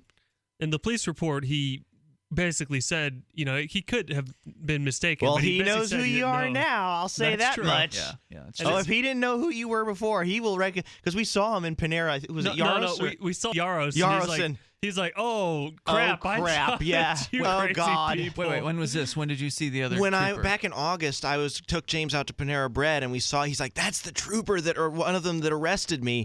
And so it's like, "Good morning, trooper. I've heard it's really easy to get arrested for filming the cops. So can you arrest me for filming you right now here in the middle of the Panera Bread?" And it's like, "Wow, where are these crazy people? Don't they know they're supposed to be afraid of us? And these people are coming and making fun of us and talking to us about our bad behavior." See, now I generally won't record in a private business unless I have permission from that business owner. Yes, and I wasn't actually recording. So okay. Yeah, I feel weird about doing that. The only exception I would make would be if the police came in and did something to someone. So, if all of a sudden the cops happened to come into the Panera Bread and I was sitting in there and they actually started arresting someone, I would then go ahead and start recording. Sir, turn your camera off. You better turn your camera off or else I'm going to arrest you. But generally, I always want to make sure I touch base with business. It's interesting too. I remember I watched a clip from Ferguson, and there was mainstream media in there. I don't know if it was CNN or ABC. Oh, they arrested some mainstream media. They're sitting Ferguson. at McDonald's. They're working at McDonald's because there's Wi-Fi. They're everybody out of here. Yeah, no, they're like, you have to leave right now. And they're like, no, we're here eating and uploading our footage. And they arrested them for disorderly conduct. They sure did. Yep, the perennial favorite, disorderly conduct. And I wonder what happened. Did they also drop those charges eventually as well? Because that's it's fairly common where they'll just arrest someone, charge them, book them, and then ultimately later usually drop if the charge. media raises a big enough stink, the prosecutor will back down. It's kind of like a gang turf warfare, like the media versus the prosecution. And there's that state. thing where I think it was in Ferguson as well, where there was like a RT crew setting up, and the police are seen throwing tear gas at their the base of their camera, and then when the reporters run away because there's tear gas, they go and they knock the camera over. Yeah, they knock the camera over. So I mean, it's a ridiculous. $50,000 camera. Yeah, and that was mainstream media. That was not some independent people. By the way, freedom of the press, for those who are listening, freedom of the press extends to everybody. You, the listener, can go out and be a press person. All you need is a camera, a pencil of paper, microphone, or actually just your own eyes. If you go out and witness something and blog about write it down later. You're a member of the press. And it's unfortunately, the jurors were they had this totally weird conception of what freedom of the press meant. For them, it meant if you had a press badge and a big honking camera and CNN on the news, you had more rights than if you're just Joe Blow out there with a note and pad recording what people are saying. We've got to change that mentality. But luckily, it still worked out pretty well. He does still have that one charge hanging over his head. Please let them refile. Please. Oh, please let them come at us again. They could bring it back, the disorderly conduct charge. I guess we'll find out. They may have a 30-day window to refile that. 855-450-FREE. It's Free Talk Live. P150, P150GA, P150OK, P150TN, C250A, C250E, C250Q. Not available in all states. Have you put off seeing the dentist because you can't afford to go? Are big dental bills taking a big toll on your wallet? Would you like to have dental insurance but think it's too expensive? If you answered yes to any of these questions, call Physicians Mutual Insurance Company for a free information kit. See how you can help protect your teeth and your wallet by calling now. 1-800-647-9959. This is real dental insurance that can help cover over 300 procedures. Everything from cleanings and fillings to crowns and dentures. Your acceptance is guaranteed for one of these insurance policies, even if you're retired. You can see any dentist you choose, and you'll never pay a deductible. Call in the next 10 minutes, and we'll rush you a free information kit with all the details. 1-800-647-9959. That's 1-800-647-9959. 1-800-647-9959. Concerned about harmful contaminants in your water? Look to ProPure, the most trusted name in gravity water filtration systems. ProPure, with the silver-infused Pro 1 G2.0 filter, removes over 200 contaminants, including VOCs, heavy metals, chloramines, pesticides, pharmaceuticals, fluorides, and radiologicals. We don't just say it, we back it up. The Pro 1 G2.0 filter is NSF 42 certified and independently tested to meet NSF 53 and P231 standards. Pro Pure Water, the way nature meant it to be. Clean, crisp, and refreshing. Purchase with confidence in quality, performance, and customer service. Take advantage of our biggest holiday 25% off sale going on now. Visit your authorized Pro Pure dealer or ProPureUSA.com. That's ProPureUSA.com. Or call 800-544-3533. 800-544-3533. Hi, I'm Derek J. To me, an activist's calling is to actively work to advance a cause. The cause for which I work is personal freedom. I believe my life is best when I engage in voluntary interactions and self-government. I reject the idea that anyone else has a higher claim to my life or my body than I do. I see people who call themselves the government as a threat to my personal freedom. I realize you may feel differently, but my relationship with the people who call themselves the government is completely involuntary. If Starbucks used some of its money to drop bombs, I wouldn't shop there. So why would I support the American empire? The empire does not require my consent. Derek J's Victimless Crime Spree. Watch it for free and order the Director's Cut DVD at victimlesscrimespree.com. That's victimlesscrimespree.com. LRN.FM is proud to announce our official listening apps for Android and iOS devices. Now you can easily tune into our streams anywhere, anytime on your smartphone or tablet. Just visit apps.lrn.fm or search for LRN.FM in the Android or Apple app stores. Please download, rate it 5 stars, then share the link on social media, and let your friends and family know how you're listening to LRN.FM. Download it now, free at apps.lrn.fm. That's apps.lrn.fm. This is your Robertson Roberts Brokerage Daily Precious Metals Update. In early trading on Wednesday, gold is $18 higher at $1,077 per ounce. Silver is 38 cents higher at $14.18 per ounce. Bitcoin is trading at $454 US. The Federal Reserve is expected to announce the first rate hike in 9 years today. Gold and silver seem to indicate that's not a great idea. Robertson Roberts Brokerage, 800-874-9760, or online at rrbi.co. You can put the Liberty Radio Network on the air in your area. Visit broadcast.lrn.fm to learn how. Broadcast.lrn.fm.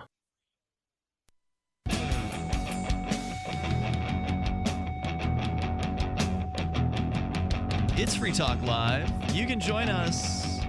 The toll-free number here is 855-450-FREE. That's 855-450-3733. It's good news out of Denver, Colorado, where jury nullification activists have had their charges dropped. However, the prosecutor's office is currently researching a possible appeal of the decision by the court to district court to drop the charges. And this was after a federal civil rights lawsuit where a district judge at the federal level ruled that the jury pamphlets were protected speech and the men had the right to hand them out on courthouse grounds.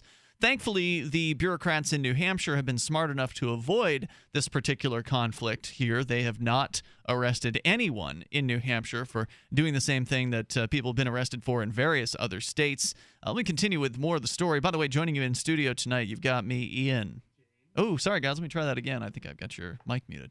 Try now. James. And TJ the Spy with an unmuted mic now. The case over jury nullification has captured people's attention on many fronts. In the federal lawsuit, the Denver city attorney sided with the protesters, even though the lawsuit named Denver's police chief. The city attorney said the grounds outside the Lindsay Flanagan courthouse have always been a public free speech zone. Lane has been along. So the city attorney... That's different from the prosecutor. So they're all attorneys, but one is like the main attorney for the city, and the other is the prosecutors for the police department. And so it was interesting to have two different sides of government being in disagreement there. Lane has been, this is the defense attorney in this case, has been a longtime foe of City Hall, winning millions of dollars in legal settlements over the years. The case also led to a dispute between the city and state court officials who sought to ban all public demonstrations outside of the building. Around the same time the lawsuit was filed, Denver District Court's chief judge issued a sweeping ban on all sorts of public demonstrations outside the courthouse in the name of security.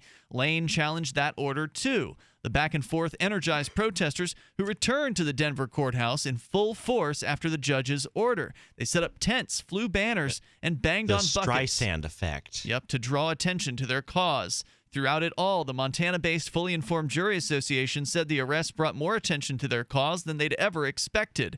Jury nullification is based on an obscure legal act from the 1600s that allows jurors to acquit defendants because they believe a law is immoral or unjust. And that's the summary there from Denver Post.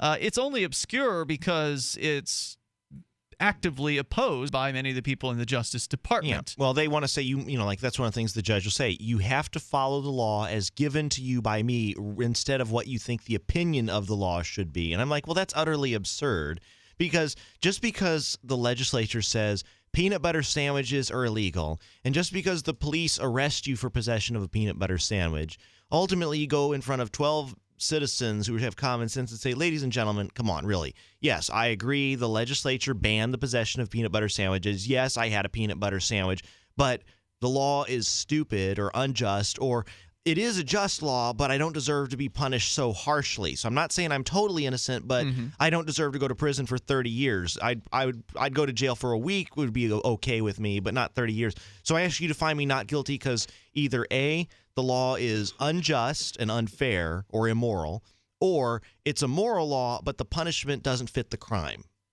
You can join us with your thoughts. If you've got any questions, jury nullification, we're all three of us are pretty intimately familiar with the concept. Oh, yeah. I got my bill stamper, so I was passing my the bills. I stamped the back of them, says, end the drug war.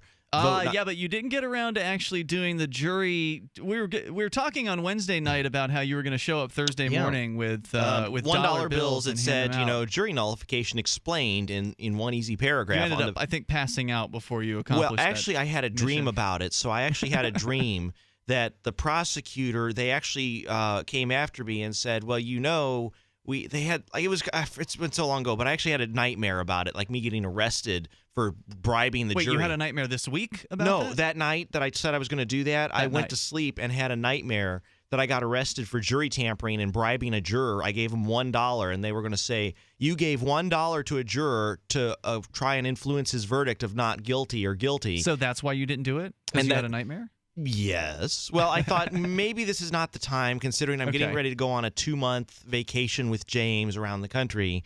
Maybe getting arrested is not the most convenient thing. Like, if you're going to get arrested, I told James, I said, for God's sakes, try not to do it on our wedding night. Do it in New don't go Hampshire, out and too. film. Like, if we're going to get married the next day, please do not go out and film the police the night before and get arrested. Because if you do, I'm going to be very, very mad. One of the friends of the show, a guy in the local area, Capuzzo, he got arrested his wedding night. I don't know if you know that. For disorderly, I think. I think so. Yeah, for having a fire, basically, or not putting it out soon enough. Yeah, like there's this thing called, like it's like if you're going to miss the birth of your child, like Christopher David.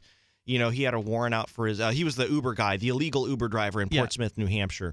So he was had a warrant out for his arrest for wiretapping, and that case is still developing, by the way. And that case is still ongoing. Boy, we have interesting things. We don't we never are accused of like robbing or stealing or hurting anybody. We're accused of we filmed the police. We were driving without a permit. You had a couch without a permit. You refused to sit down, Ian. That's why you were arrested. Remember they arrested you. First time I was arrested. I've been arrested 8 times. One interesting thing, PorcFest. I mean, you have people sell things on the honor system. The only time I had anything taken during PorcFest, I had like a Kim light. That's the Porcupine Freedom Festival, the yearly camping coming up festival. in June. Make sure you reserve your tickets now. So I had like a Kim light, and some kid was like, "Oh, that looks really neat," and they took my Kim light from my campsite, and I'm just like, whatever. But other than that, I've never had anything taken from me. So, by the way, I don't know if PorcFest tickets are available yet, TJ. Usually they go on sale at the Liberty Forum, which is coming up in about 2 months. So if you want to get the best price on the PorcFest tickets for 2016, you should be at the Liberty Forum because they usually sell it at a super discount there to the super early birds who are willing to sign up before basically anything's been announced about it. I think they've selected the dates for this year, but I think that's about all that officially has been done. Now, I have never been. I've been told by my friend Colin at the Quill that it's the most wonderfully awesome. It's like a Bonnaroo mixed with Burning Man mixed with Libertarian Anarchy Love Fest. Yeah, I mean, having not ever been to Burning Man, but having known people who have been and certainly done some research on it, I would say it is nothing like Burning Man as far as art exhibits are concerned. I mean, that's ultimately the focus of Burning Man is the really creative artwork that is available to be experienced at Burning Man. And then, of course, one of the things that's similar to it and Burning Man or Bonnaroo is that there's no shortage of various different substances being used by various people at the Porcupine Freedom Festival. But on the other hand, it's also kind of got this family atmosphere in certain parts. So I think it's really neat. It's just like a social experiment. Okay, you have a week to put your ideas into practice where it's basically, quote unquote libertarian or ladies and gentlemen. It's not like there's no rules there, right? It's just you're there by choice. There's trade going on. It's just wonderful. I always say, Mom, you wouldn't believe. It was chaos. There were people giving haircuts who weren't licensed barbers, and people were dying all over the place. There were ears getting cut off. Blood was running all over. Oh, wait, none of that happened. There were unlicensed barbers giving haircuts for like $5. And you know what? Nothing bad happened because the government wasn't regulating things. There's been unlicensed haircuts, unlicensed tattoos, unlicensed vendors of food. Vending, unlicensed in fact, beer sales. Ian, you little troublemaker, you, sir, went up to one of those nice taxing bureaucrats. The New Hampshire Tax Authority came to pay us a little visit. And you had to say, "Sir, I disagree with what you're doing. Why are you here, sir?" And the guy was politely trying to explain to you what would happen if they didn't have a sales tax certificate. And you were, I think, having a small disagreement with him, weren't you? You could not? say that, yeah. Just a tiny one. Kind of. It is viral. fascinating. It's like an insight into these people's mind. Like, I'm not going to do anything. I'm not going to put him in a cage. It's going to be, we'll send him a piece of paper and then okay, well, what happens if they don't pay the fine? Well, they don't want to admit it. They don't want to talk about it. It is such cognitive dissonance. It's just fascinating. What happens if they don't want to get your permit? Well, they won't be in compliance. And then what? Well, we'll have a meeting. We'll have a meeting. And what happens if they don't want to come to your meeting? So, and then you finally just say, let's cut to the chase. You're going to have men with guns, put these people, look, I'm tired of arguing with you. And then he goes up to the first vendor, and the vendor ignores him. And it's like, wait a minute, we're not used to this happening. No, that vendor didn't ignore him. That vendor, the first vendor they went to, and they only went to one before they left the park. That vendor didn't ignore him. That vendor is a sort of regular vendor at fairs all around the Northeast. So they actually have the paperwork. So they do have the paperwork at that particular vendor. I wish I could have been the first vendor. I've been like, up yours, you tax collector. That would have been awesome. That would have been awesome if the first vendor was actually I invoke my Fifth Amendment right to remain silent because, you're a tax collector. You're a government official. I have a Fifth Amendment right to not talk to you. So if you want to demand my paperwork, send me a subpoena, and I'll answer you in 2 weeks once the festival's over. Hold on, I'll go to my printer and I'll print out a permit for myself. I'm sorry, do you want a real permit or do you want one I forged on my... How do you know if I have a real permit versus one I faked on the printer? I like the meme of the Ron Swanson character from Parks and Recreation. Have a landmine. Where his permit says, permit, I can do what I want. Ron. 855-450-FREE, 855-450-3733. You can join us here. Coming up, you can share your thoughts with us. Also, a taxi company owner is threatening to not serve customers on New Year's Eve. We'll tell you why. Currency is too important a thing to be left in the hands of government bureaucrats, especially when billions of dollars can be created with the swipe of a pen. Overstock.com supports the cryptocurrency movement because it returns the power of an inflation-proof money to the people where it belongs. Did you know that you can use Bitcoin to pay for anything Overstock.com sells while enjoying free shipping on orders of 0.211 Bitcoin or more? If you support freedom in the cryptocurrency movement, you should support Overstock.com. The new 4th edition of Healing Our World, The Compassion of Libertarianism will take your understanding of liberty to a deeper level and has over 1,300 updated references, new cartoons, and a foreword by Dr. Ron Paul. With discounts for multiple book purchases, the new Healing Our World is a great gift this Christmas for the liberals, pragmatists, environmentalists, and Christians in your life who think libertarianism is cold-hearted. Get yours today at healing.freetalklive.com and use promo code FTL for a $5 discount.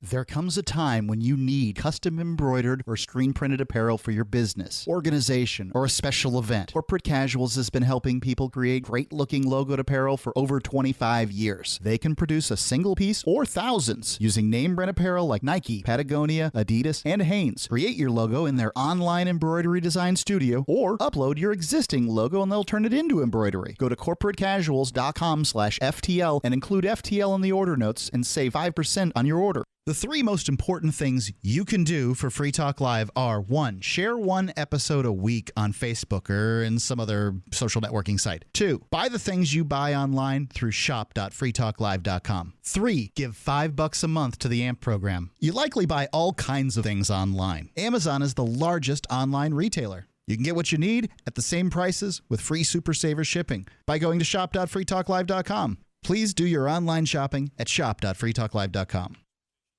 You're listening to the live edition of Free Talk Live. Hour number 3 is next after the news here on the Liberty Radio Network at LRN.FM. From Keene, the Shire, the Liberty Media capital of the world, this is Daryl W. Perry, host of FPP Radio News for Friday, December 18th, 2015. Silver is trading at $13.85 per ounce. Gold is valued at $1,058 per ounce. And according to BitcoinAverage.com, the average price of Bitcoin is $463. Antiwar.com reports a U.S. military ground operation began and ended without much fanfare earlier this week in Libya, according to the Pentagon on Thursday, in a shockingly bungled effort to secretly establish a presence of U.S. special operations in the country. A group of about 20 U.S. soldiers armed with assault rifles and bulletproof vests, but conspicuously not wearing uniforms, showed up in the Watia Air Base just south of Tripoli on Monday. Pictures of the U.S. troops were published by the Libyan Air Force on their Facebook page. The Air Force pointed out that the troops arrived with no coordination and apparently no approval, though the Pentagon claims to have gotten an okay from some government faction or another, but apparently not the right ones, as local commanders quickly demanded that the U.S. troops leave, and the Pentagon says they did to avoid a conflict. Pentagon officials further claim the deployment was a training mission aimed at enhancing ties with the Libyan National Army, but did not explain why they sent the troops in wholly unannounced, nor why the troops were clearly combat ready but out of uniform. Recent conferences on Libya among NATO members, including one earlier this month in Rome, have had several nations talking up the idea of sending troops. It is surprising to learn then that the U.S. went first, bungling their way into Libya and almost immediately getting chased out. Bitcoin Not Bombs is a launching pad for nonprofits and social entrepreneurs into the financial freedom of the Bitcoin economy. Bitcoin Not Bombs offers premium publicity campaigns designed to facilitate an organization's adoption of Bitcoin as a payment system. Bitcoin Not Bombs is fully committed to being the hub of the nonprofit sector of the Bitcoin economy, maximizing the potential cross-promotion of all our clients and commercial partners. To learn more, visit bitcoinnotbombs.com. UPI reports federal student loan servicers will face performance-based scrutiny to provide borrowers with a higher quality of service under the omnibus spending bill, a move that could be a big win for nonprofit companies that manage education debt payments for the government. Lawmakers are requiring the Department of Education to dump the formula that gives preference to 4 major servicers, Navient, Nelnet, Great Lakes, and American Education Services, and instead to divvy up accounts on the basis of their performance compared to all loan servicers utilizing established common metrics and on the basis of the capacity of each servicer to process new and existing accounts. Currently, the 4 companies manage nearly 70% of the $1.2 trillion in outstanding federal student loans, even though there are 10 servicers contracted to manage the loans. The loans are divvied up based on how they score on 2 customer satisfaction surveys and 3 default prevention metrics.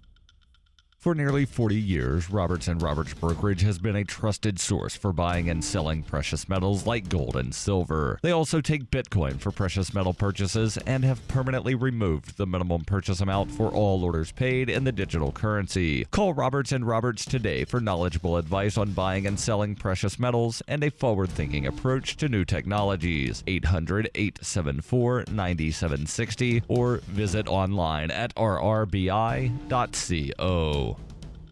Reuters reports a rash of email and phone threats of violence hit schools on Thursday from New Jersey to Washington, D.C., and from Florida to California, but most were deemed to be hoaxes and schools were opened. However, 3 suburban Indianapolis school districts reported potentially serious threats, with 2 districts shutting down on Thursday and another canceling classes for Friday. Overnight, 2 students from Danville High School west of Indianapolis were arrested, accused of separate sets of threats made on Wednesday before the social media threats that prompted the closures. Officials were on heightened alerts after the deadly attacks in San Bernardino, California on December 2nd. On Tuesday, Los Angeles shut down schools over emailed threats that later were deemed a hoax. School districts in Houston, Texas, Dallas, Texas, Orlando, Florida, Fort Lauderdale, Florida, Miami, Florida, and San Francisco, California all decided on Thursday that emailed threats were not credible and were similar to the ones sent to schools in New York City and Los Angeles earlier in the week. An all clear was given after bomb threats on Thursday at East Orange Campus High School in New Jersey and Anacostia and Frank W. Ballou Senior High Schools in Washington, D.C. This has been FPP Radio News, online at fppradio.com. And in a surprise announcement this morning, U.S. Deputy Surgeon General Greg Paulson stated that, quote, "It's fine to smoke cigarettes if you only smoke while drinking." The Deputy Surgeon General has called a press conference to discuss the shocking findings, which began just moments ago. Let's go live to that now. Was there a particular study this report was based on? Look, that determination was made after considering that someone who only smokes when at bars or parties ends up smoking maybe 15 cigarettes a month, while regular smokers are smoking 150 to 200 cigarettes each week. So we feel that it's just obvious that as long as you don't actually buy the cigarettes and you only smoke them while consuming the alcohol, then the risks of getting lung cancer are basically mostly negligible. Just common sense. This announcement comes on the heels of the Surgeon General's last announcement that drinking and driving is fine if you ate a lot that day or if it's a route you take all the time sober. Moving on, the Japanese Space Agency has announced plans to put a schoolgirl on the moon by 2015.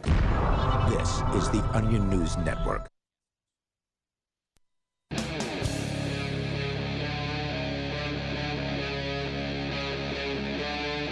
Free Talk Live. It's Free Talk Live, launching into the 3rd hour of the program, and you can join us here to bring up whatever you want. It doesn't have to be court-related discussion, which we have been heavy on this week, but that's because one of our own co-hosts has been facing 2 years in prison up until yesterday for recording video of the police.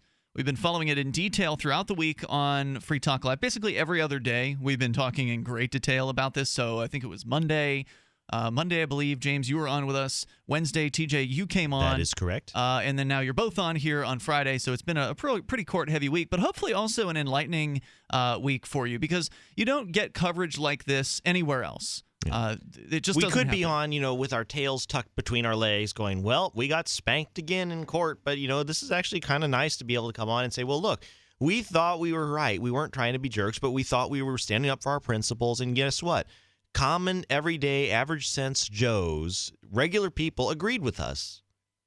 They did. Almost all, all 12 of them agreed that it was not a resisting arrest. Yeah. So that James was victorious on. And then ultimately, with the disorderly conduct charge, it was a 6-6 split.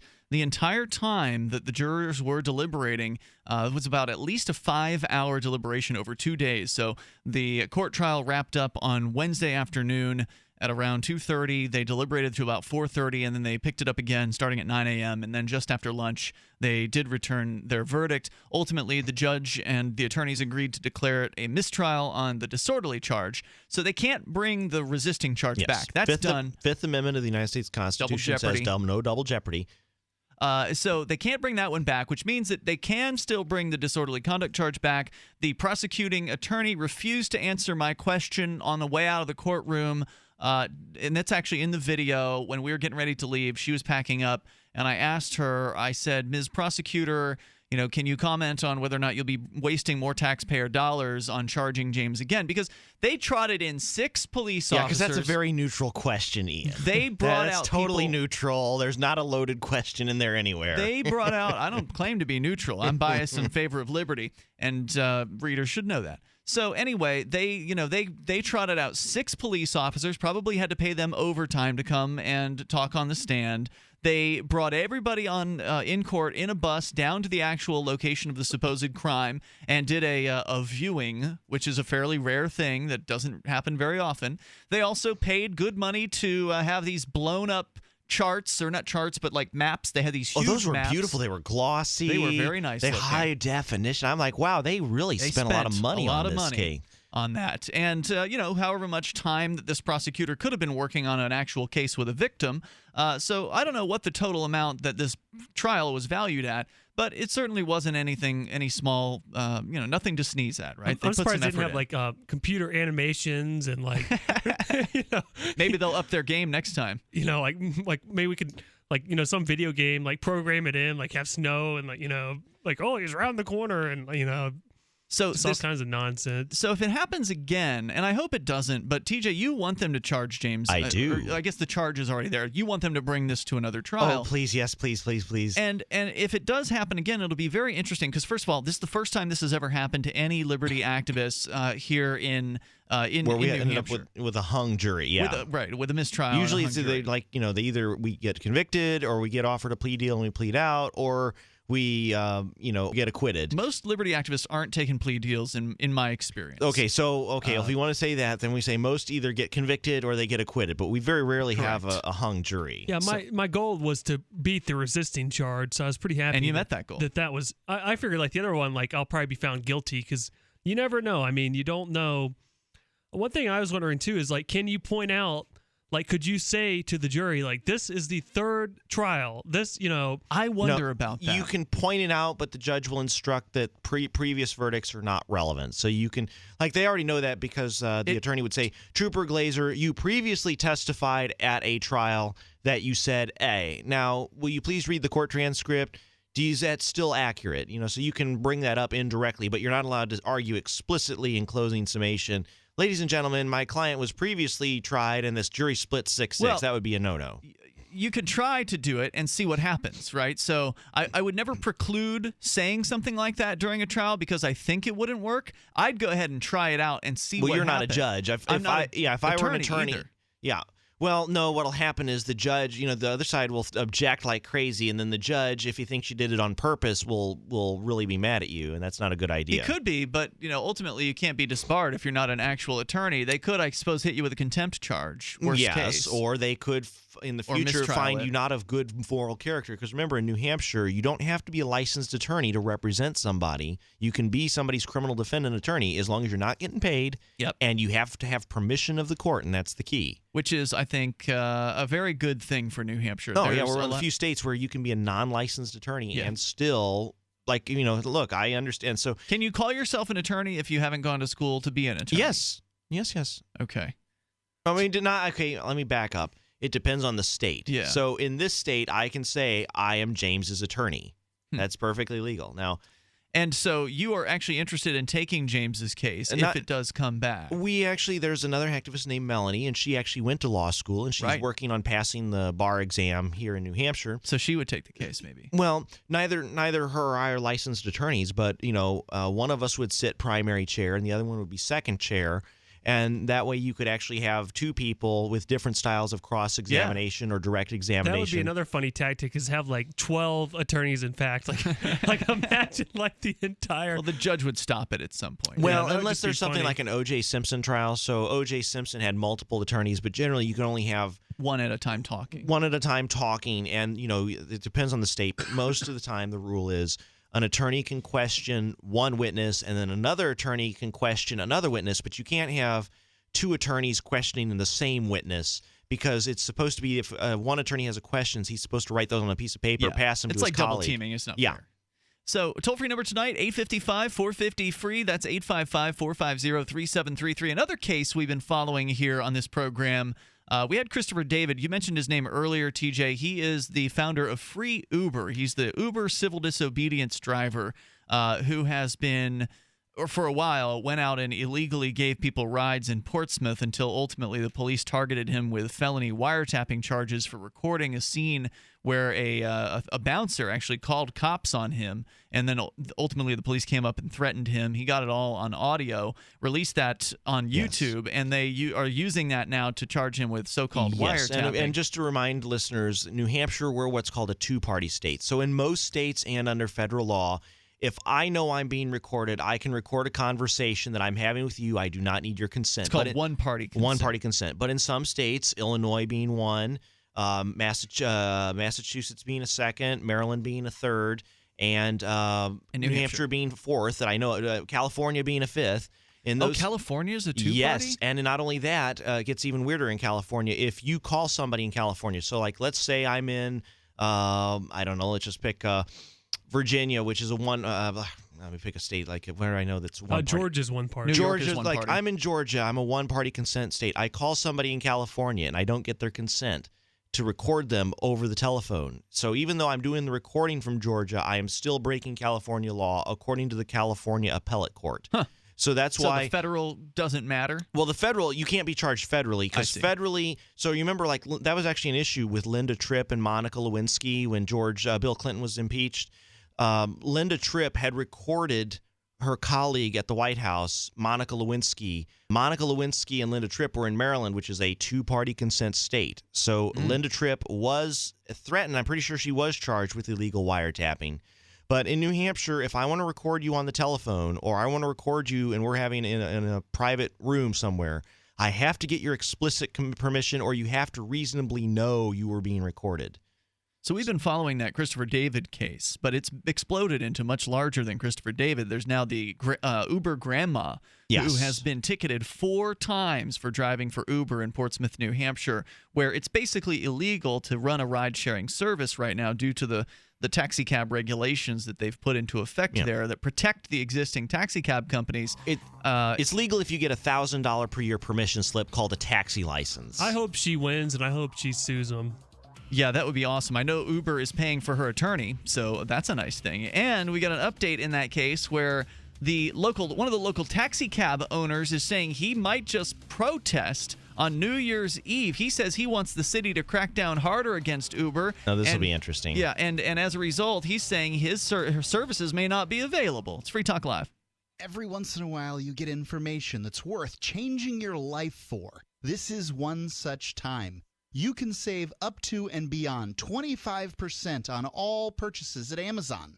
You probably heard of Bitcoin and just not thought much about it. You certainly know that you can get competitive pricing at Amazon, but now you can get a 25% discount on nearly everything you need to live. I've just given you a huge raise, and all you have to do is claim it. You go to saveitpurse.com and open an account. Do this right now. Don't wait. Then you fund the account with Bitcoin. You can buy them through expresscoin.com with a check or money order. There are other ways to get Bitcoin, but that's fast, safe, and easy. This information is worth you changing the way you do things. Go to saveitpurse.com right now, get signed up, and cash in on the huge raise I'm offering you. 15 to 25% off of everything at Amazon through saveitpurse.com.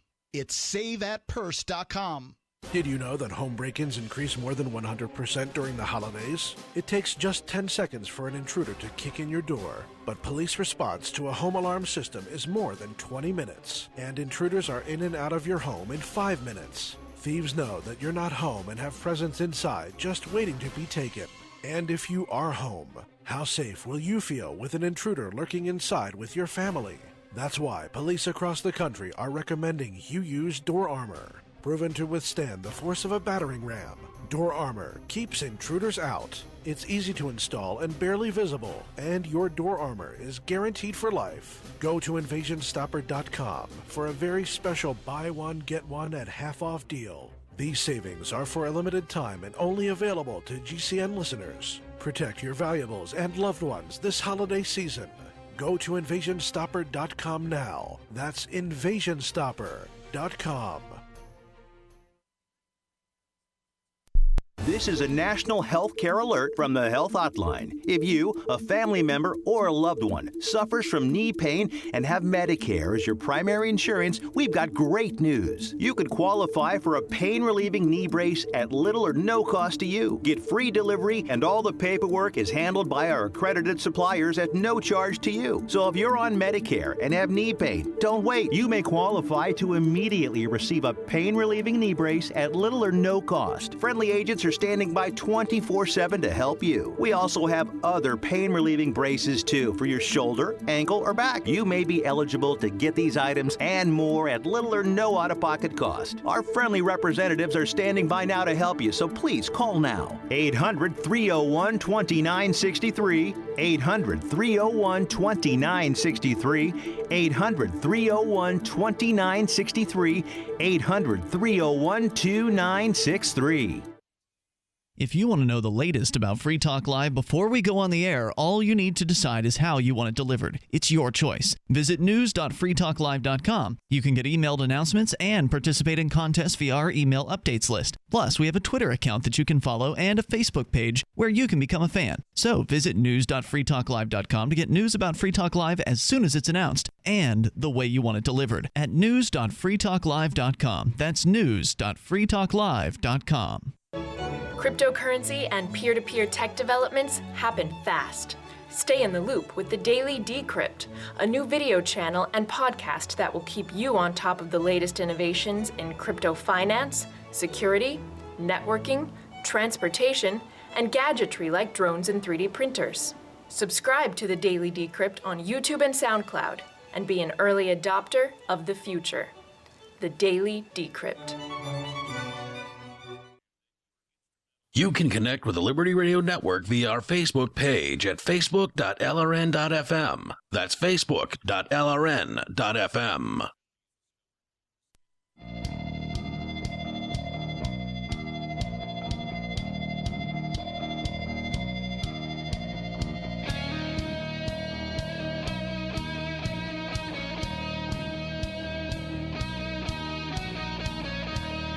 It's Free Talk Live, and you can join us here if you want. Toll-free number is 855-450-FREE. That's 855-450-3733. Local taxi cab owner in Portsmouth, New Hampshire, John Polario, is mad. He says he may pull his 8 taxis out of Portsmouth on New Year's Eve due to the city's alleged lack of enforcement against Uber. And we'll tell you more about that coming up here. Uber, of course, under fire in a lot of ways, in a lot of places. So Portsmouth, New Hampshire is no different from many governments all around the globe that are attacking Uber as a threat to the status quo, to the system that has for many decades protected those taxi cab companies who have jumped through all the government hoops. If you're tired of jumping through government hoops, then you need to know about Liberty Health Share. It's a movement of people that are ready to stand up and take charge of their health care. People like you that are tired of paying too much for health care and getting too little. People who are standing up for their values and letting their conscience make decisions based on timeless principles, like jury nullification. It's a movement that's sweeping the nation, and you need to be part of it. Liberty Health Share is leading the movement of people who are looking for an alternative to traditional health insurance. Liberty Health Share is a healthcare sharing organization of people who are sharing the cost of healthcare in an easy and efficient way. You can choose your own doctor and hospital and live out your values in healthcare. Join the movement and change healthcare for good. Go to joinlhs.com. That's join LHS, like Liberty Health Share. JoinLHS.com or call them at 800-722-8041. That's 800-722-8041. JoinLHS.com for Liberty Health Share. The story from SeacoastOnline.com. Great Bay taxi owner John Polario says he might pull his 8 taxis out of Portsmouth New Year's Eve due to the city's alleged lack of enforcement against Uber. He said other cabbies are considering joining him on New Year's Eve by working in Dover instead of Portsmouth. So Dover is a sort of nearby college town where there's plenty of business for cabbies. But you know, these guys are basically saying we don't want as much business as we would normally have because, you know, New Year's Eve is obviously a big time for driving people places because a lot of people are out drinking. And that means that there's plenty of people who are going to need a ride home And, of course, the taxi cab companies here are now saying that because they don't like how the city is not enforcing the ordinances in the way they want them to, which they want a total crackdown, they've been snitching. We talked about a few months ago here on Free Talk Live when this controversy started on the Seacoast in New Hampshire. There was a news story that reported that this same taxi cab owner had instructed his drivers to snitch out, to take records whenever they were driving around, and whenever they saw an Uber cab, they would take note of that person, that Uber driver's license plate number, and then snitch on that person to the police with the intention of encouraging the police to actually go ahead and pull that person over and ticket them for violating the town's taxi cab ordinances. Ooh, no. I have my little devil horns are sprouting here. They've done it 4 times to one lady, but I don't know if they've done it to any of the others. And according to Free Uber founder Christopher David, anyone who turns on Uber in Portsmouth will see multiple cabs. So they're there. The Uber drivers are still servicing people, even though they are facing up to $1,000 fine for each ride. I think it'd be funny why don't these taxi cab drivers, why don't they just join Uber and start, collecting some of the revenue that Uber offers? Because you can get customers. Anybody can. Well, they couldn't use their cab if it's owned by the company to take an Uber driver. Well, no, if you're a passenger. Well, if you're a taxi driver and you with like the taxi company, they have the license, the $1,000 a year license, so they're lawfully allowed to operate. You just become an Uber driver because that's like a lot of places. But what I'm saying is the drivers themselves couldn't make that choice. The company could decide to have their drivers join Uber. Or you can be an individual, and if you want to pay $1,000 a year for a license, an individual can become a licensed taxi company.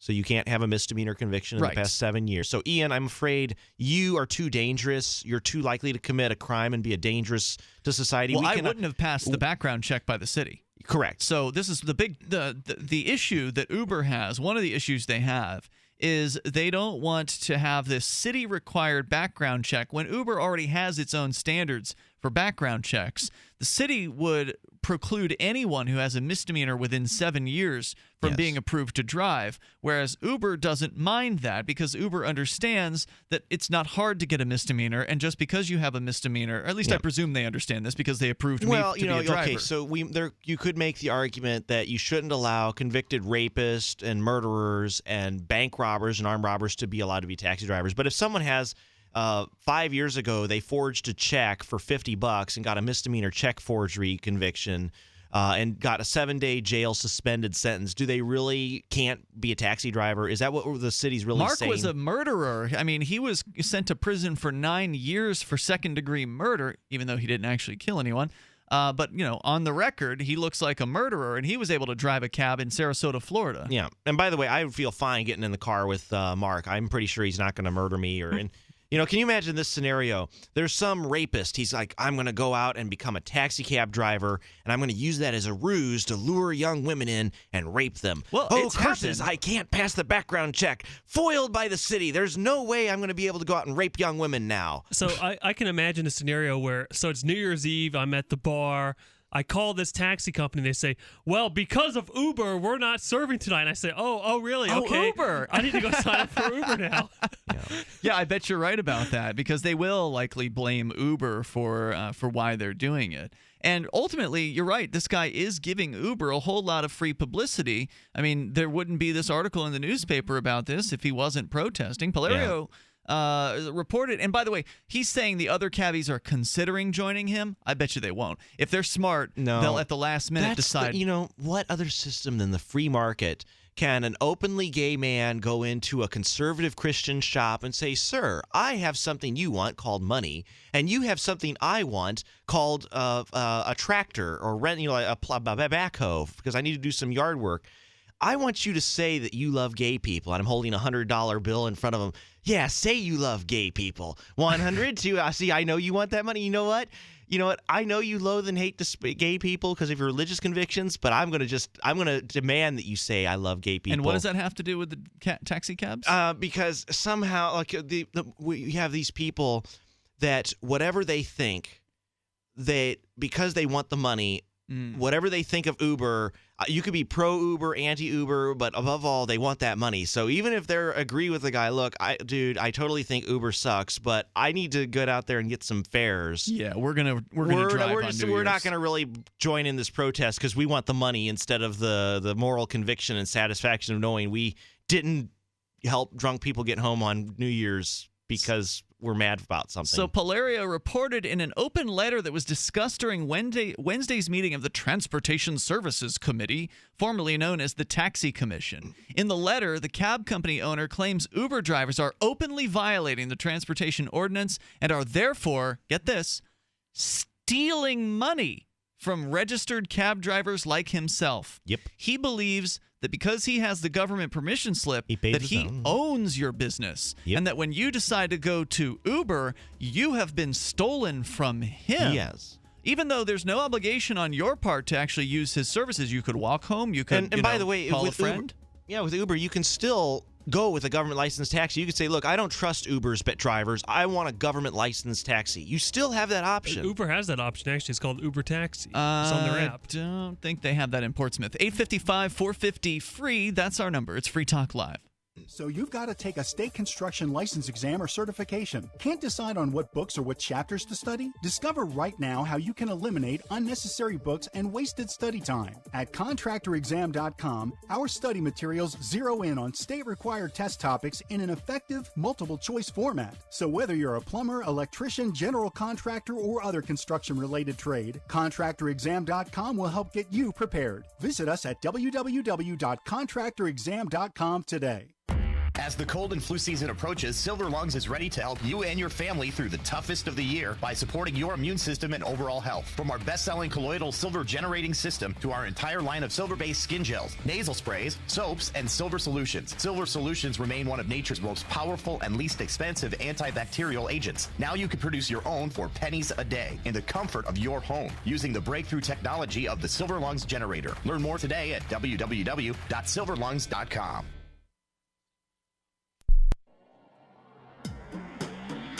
Free Press Publications is an independent, alternative media and publishing company founded in June 2009 with the mission of ensuring a free press for the freedom movement and is committed to spreading the message of peace, freedom, love, and liberty. FPP also gives new authors an avenue for publishing freedom-oriented material. FPP brings you daily news and commentary on the website fpp.cc, as well as a daily 5-minute newscast, FPP Radio News, and weekly news, views, and commentary in the FPP Freedom Minute and Peace, Love, Liberty Radio at fppradio.com, and the monthly newspaper FPP News at news.fpp.cc. Find FPP online at fpp.cc. That's fpp.cc, as in Creative Commons. The new 4th edition of Healing Our World, The Compassion of Libertarianism, will take your understanding of liberty to a deeper level and has over 1,300 updated references, new cartoons, and a foreword by Dr. Ron Paul. With discounts for multiple book purchases, the new Healing Our World is a great gift this Christmas for the liberals, pragmatists, environmentalists, and Christians in your life who think libertarianism is cold-hearted. Get yours today at healing.freetalklive.com and use promo code FTL for a $5 discount. Here's a chance to do a little activism while you're cruising Facebook, Twitter, or Google+. Between the LOL cats, the recipes, the hot girls, and the inspirational sunrise memes, Free Talk Live's posts pass by your newsfeed. Like them, comment. It gives us more exposure. If you don't see our posts, click like at facebook.freetalklive.com and then hover over it to click Get Notifications. It's an easy way to spread the ideas of liberty a bit further. I know you're busy, but you can spare that 1/10 of a calorie it takes to click on something. Facebook.freetalklive.com. On Free Talk Live, we're bringing people to the ideas of liberty every day. From wrestling superstars like Glenn Jacobs. You guys really are having an impact, I believe. Like I said, a lot of where I am now is due to listening to Free Talk Live. You changed my mind on some very important issues years ago. To random people tuning in on the radio. I was kind of stuck in the left-right paradigm. I heard your show by chance on a Saturday night. From there, I went on, joined the Free State Project, and become an amplifier. So, I mean, that's really the reason why I amp is because I know that if it wasn't for you guys being on as many stations as you are, I never would have found the ideas of liberty. Your amp will directly change more lives by getting Free Talk Live in front of people looking for talk radio online and on the air.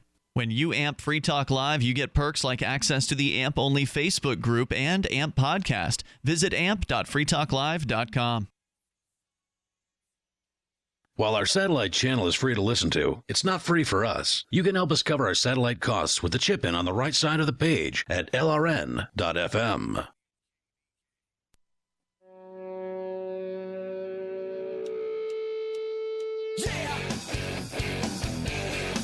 You can join us here on Free Talk Live. The toll-free number for you is 855-450-FREE. That's 855-450-3733.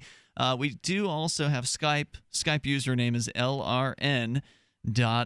We're talking about this entitled taxi company owner in the Portsmouth, New Hampshire area who is claiming that anyone who's driving for Uber is stealing from taxi cab companies like his. Because they haven't gone through the government's hoops like he has. And so, therefore, he deserves your money. He, in fact, owns your money, even though it hasn't left your pocket yet. And if you decide to give your money to someone else who's not a government-registered taxi operator, then that's stealing from him, is what he says. Even though you could, in theory, give it to any other government taxi operator, he believes he's being stolen from. You know, I like the show Crank Yankers, and I think it'd be wonderful to call up this taxi cab guy and go, hi, I'm looking for a taxi. By the way, are you an Uber driver? Because I have the Uber app, and I really like using it. Have you ever thought about joining the Uber community? Oh, just to set him off. Just to set him off. I mean, I don't believe in being a jerk to somebody, but if somebody's acting unreasonable, then trolling them is perfectly okay, in my opinion. Absolutely, and that's one of the things that I think they're doing a great job of over on the seacoast is trolling them. Well, what this guy should be doing is saying, well, maybe none of us should have this license. And then I could compete with them, quote unquote, fairly. Well, right? There was one point in front of the city council in Portsmouth where he did actually say something about that, where he did actually suggest to them. Now, I don't know if it was in jest or sarcastic, but he did suggest that they get rid of all of the regulations against everyone. I mean, I can totally understand where he's coming from. He has to spend $1,000 a year for this permission slip, and he's paid for it. And he's like, is it per cab, though, or just for the company? I forget if it's per company. I know it's $1,000 per year, and I think it's for the company. And then you can have licensed drivers under you, but to be a licensed taxi company, it's $1,000, which, by the way, that's nothing compared to New York City. If you want to be a licensed taxi cab in New York City, that's like $500,000 easy to get that medallion. I think I heard that it went up to $1 million, but now it's gone down because of Uber. Yeah. And who do those medallions help? They sure as heck don't help the consumer. No, they drive up the cost of a ride. Think about it. They got to pay that back. Actually, I always thought like people, especially Bernie Sanders supporters, they talk about price fixing and how evil it is. And I thought taxi cabs are one of the ultimate forms of price fixing. It's illegal for the taxi cab driver to charge you more than the market rate. A Sanders supporter would argue in favor of price fixing in certain cases, like somebody who supported. Well, the like government. Corporations collude, man. Corporations collude to fix the prices. They would want to fix the price lower. They want to fix the price too high, man. And I said, well, taxi cabs are an example where the government, you can't set the price higher, but you also can't set the price lower. So say right now someone's, dude, Mr. Taxi Man, I only have $10. I know it's $20 to go to the airport. Would you be willing to accept 10 because you don't have any other customers wanting to go right now? And the taxi cab owner has to say, I'm sorry. I can only charge you what the government allows, and it has to be 20. I cannot charge you less. I cannot charge you more. Yeah, they have cities like that, like D.C. If the prices come down, some people might say, well, I don't need to own a car all the time, so maybe if I could afford rides, I'd use, someone else to drive me around. These greenies. So the market might grow if the prices come down. I mean, people need to think like these greenies out there, the green people that love to talk about the environment. Well, I have a car, but I'm only driving it about 5% of the time, so it's 95% inefficient. It's just sitting out there in the parking lot right now in front of our studio. I'm not driving it. Someone else could be using it. Or if I'm not using it, I could be making money, or I could rent it out. I told Rich Paul that he ought to apply to Uber and see if he can pass the background check, because he actually has a felony on felony his record. pot distribution. Felony pot and purported LSD as well. That's a long story. So it'd be interesting if he could pass it. Frustrated with the scenario on Thanksgiving, Palerio said he and other cab drivers stopped working in Portsmouth on that night, and the result was price surging by Uber. Valerio said he had heard from customers that Uber drivers' Thanksgiving surge they prices are so full of it. Included $82.50 for a ride from Atlantic Heights to Elliott, Maine, for which he charges $21. The cab company owner said he heard from another customer that Uber charged $58.50 for a ride, which he normally charges $17. Valerio wrote to city officials he believes unregistered Uber drivers have cost his business about $100,000. You know, here's the Poor thing. Baby. No, here's what. No. On Thanksgiving. Okay, now hold on. I've got to cry BS here. The guy said, on Thanksgiving, I was so mad about this situation, I decided to not work out of protest. No, you wanted to be home with your family like every other normal, sane individual on Thanksgiving, and that's why you did it. You didn't do it, that's like, I love these people who, they decide to call in sick to work, and they say, I'm calling in on a strike. No, you're calling in because you have the flu. Think about how upset his drivers must be. I mean, look, maybe it's fine for Mr. Palerio, who can apparently, lose $100,000 and still be in business. Maybe it's fine for Mr. Palerio to take the night off, but his drivers are likely guys who are trying to keep the rent paid and keep the lights turned on at home. And now they've got their boss coming in and saying, "Look, guys, why don't you take the night off? Yeah, I know it's one of the busiest nights of the year. I'm an Uber driver, right? I've only done it once because I live in Keene and they don't have the, it's not active here, but I've done it in Manchester. So technically I am an Uber driver." And they send out text messages to all of their drivers in New Hampshire every now and then saying, hey, last year at this time, this was a really busy night. So you're going to want to be out on the night before Thanksgiving, that kind of thing. Because a lot of people apparently go out and get drunk before they have to go and hang out with their families the next day. That surge pricing is a good thing, too. I mean, when we were in Hawaii, I loaded up the app. Did you take an Uber? We did, but I loaded it up and it popped up a message, surge pricing in effect. It's more expensive right now. So, I plugged in where I wanted to go, and it's like, well, it's too expensive. I'll just walk. So, I mean, it sends important signals to the market. I mean, ultimately, if you want, if you think, boy, taxis are too expensive, well, the reason is because of the government. Because, it's a beautiful thing. It's like, sir, you're not using your car right now. You're not doing anything with your time right now. Can I pay you $5 to run me over here real quick? Would that be okay? And both parties benefit, because the guy could say, no, my time's more valuable than that, or no, I don't like you.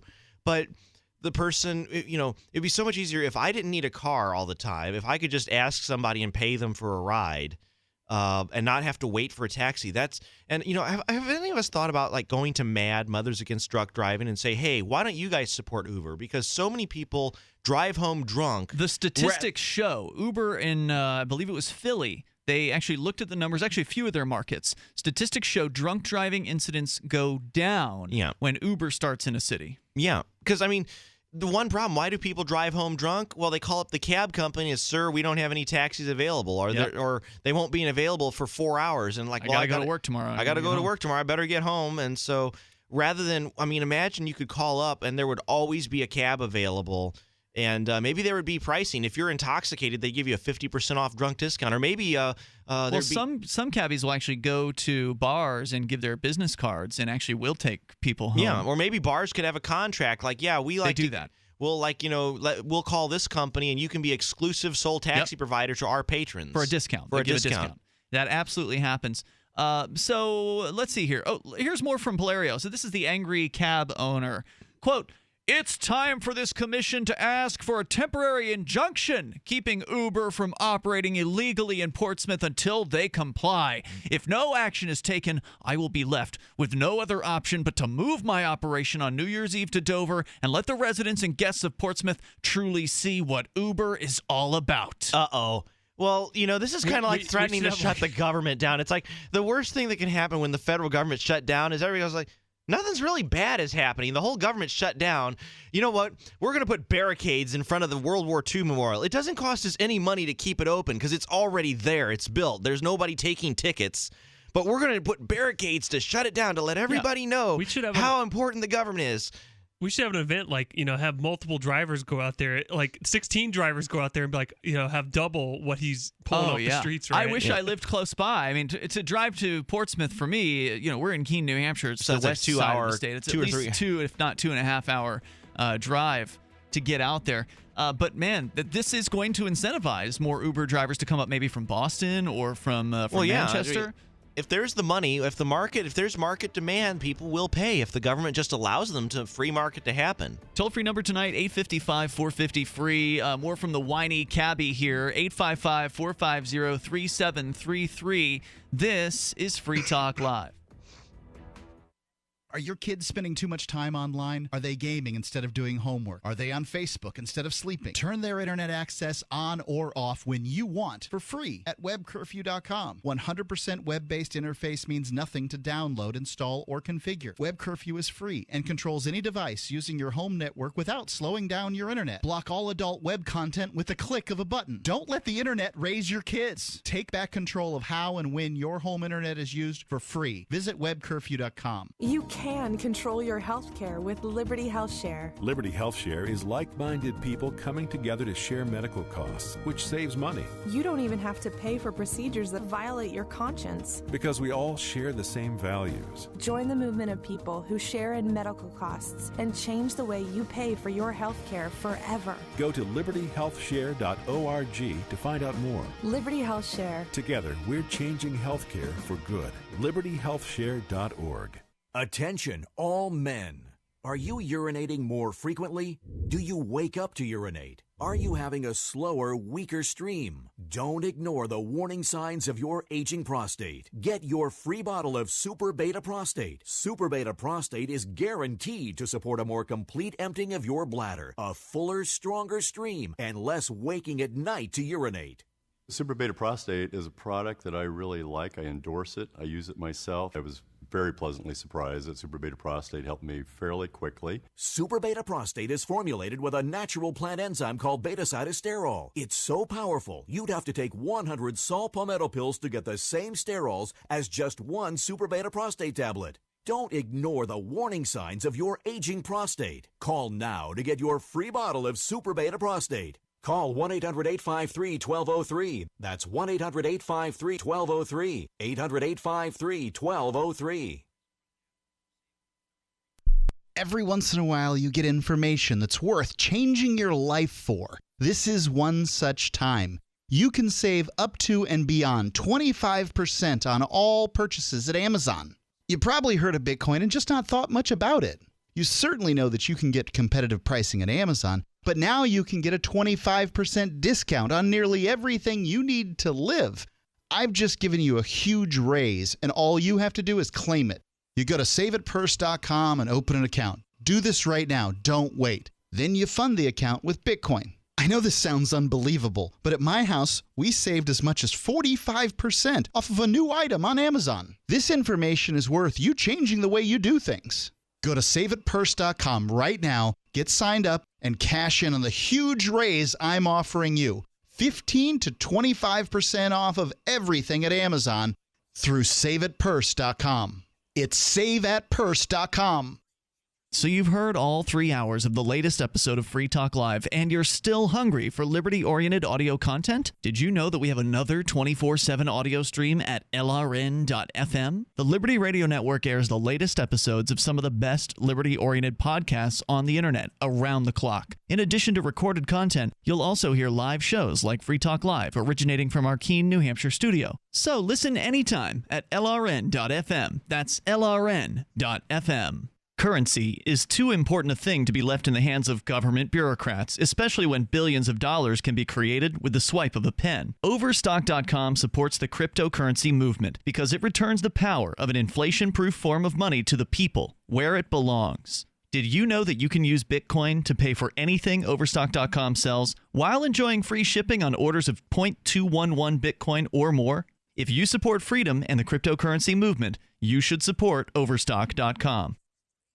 Help get LRN.FM into more ears. Visit promote.lrn.fm for a free bumper sticker, flyers, banners, graphics, and more. Promote.lrn.fm.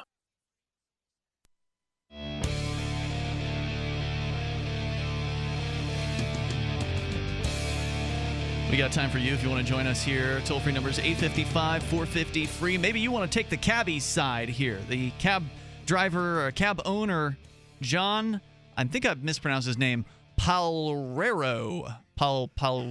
Palrero. Anyway, John, the cabbie owner out in Portsmouth, New Hampshire, is threatening to pull out on New Year's Eve, one of the biggest nights of the year.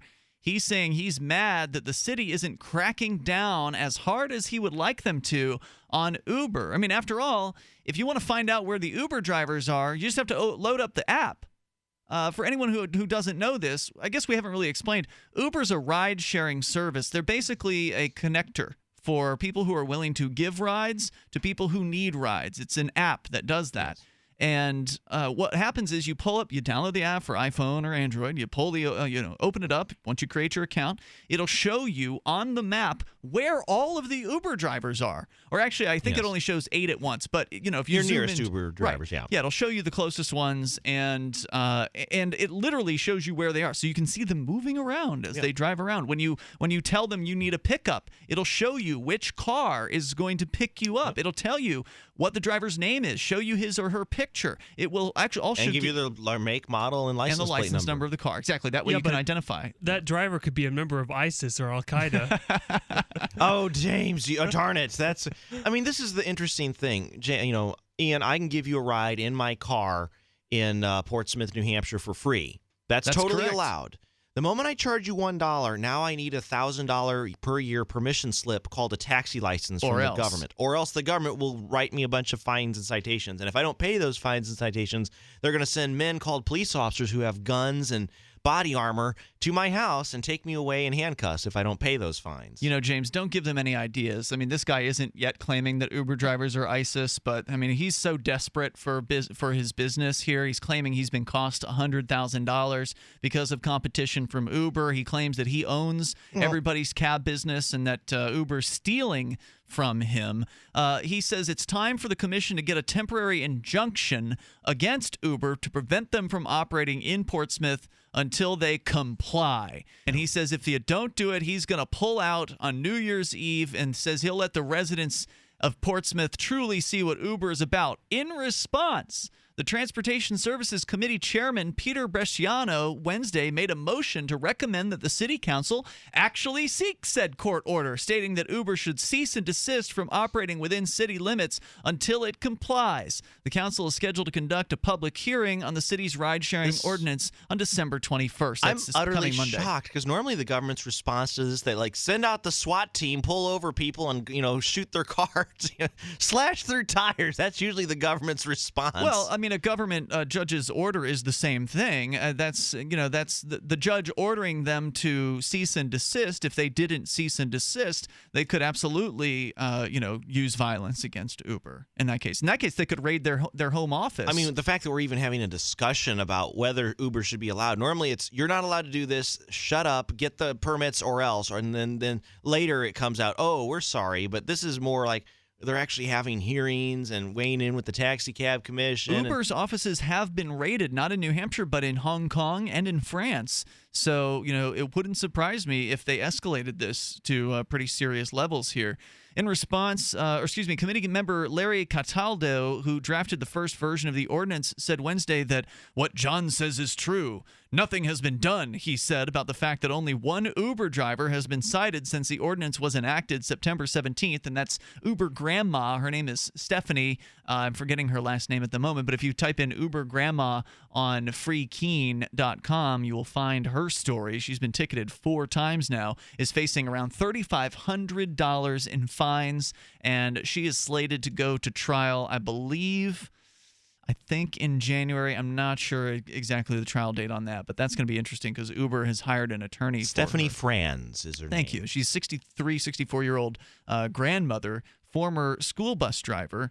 So going on here, he says... Hardened criminal. I bet she's a danger and menace to the public society. How dare she drive around without a permission slip from the government? So the head of, or one of the committee members says he thinks the cab owner has a point. Police Lieutenant Chris Cummings defended police enforcement of Uber drivers in Portsmouth, responding that officers are documenting verbal warnings that are being given to unregistered Uber drivers before issuing them citations. He says that's the protocol so that when unregistered drivers are taken to court, police can show a judge they were already warned and therefore knowingly violated the law. Cummings said during Wednesday's meeting, quote, "We have been doing quite a bit of enforcement, a lot more than we've done in the past with taxis," unquote. So that means they're targeting Uber drivers more so than they've ever targeted taxis. A little bit of discrimination there. Assistant Mayor Jim Splain, during his last meeting on the Transportation Board, said Uber needs to explain why it hasn't registered its drivers while 2 drivers have registered independently and are driving legally. Yeah. Cataldo said Uber executives should be called to task, and that job belongs with the city council. He made a motion that Palreiro's letter be sent to the current city council, newly elected councilors, and Uber headquarters with a letter from the committee saying Uber needs to register as a company. The motion passed unanimously with committee member Tristan Law absent. Technically, no. Now, here's the thing. If you're in Portsmouth, New Hampshire, and you work for Uber, you can go get your own taxi cab set up for $1,000. And sadly, 2 of them have done that, which is really sad. Well, if you don't want, it's like I bet breaking it's a ranks. cost. Like if they're doing it if they're not an activist, if they're just a business person, they're probably going, look, it's easier to pay the government $1,000 a year to not have them arrest us. That, in my than to opinion, deal is with the problem with business owners. It's they're kind of not like willing people, to take a risk. It's kind of like video reporters who say, "Sir, I'm not going to move back around the corner, and I'm fine where I'm at," and they're like, "How dare you disagree with me? Whack, whack, whack." And then they get, $8,000 legal bills, and they have to fight it. And so I was making a jab at James there, and he's just totally ignoring me. No, Ian and I smiled and laughed at that. Jim Splain, the assistant mayor, said he's abstained from voting about Uber during transportation committee meetings because he's waiting to hear from citizens during Monday's city council meeting. But he tipped his hand as to what he's thinking, saying, quote, "I'd like to ask Uber why they don't pay their drivers $25 each to register." So he's saying it's $25, not $1,000, as opposed to paying thousands to go to court, said Splain, adding, "if it's just because they're so arrogant." Unquote. Well, it's because they don't want to.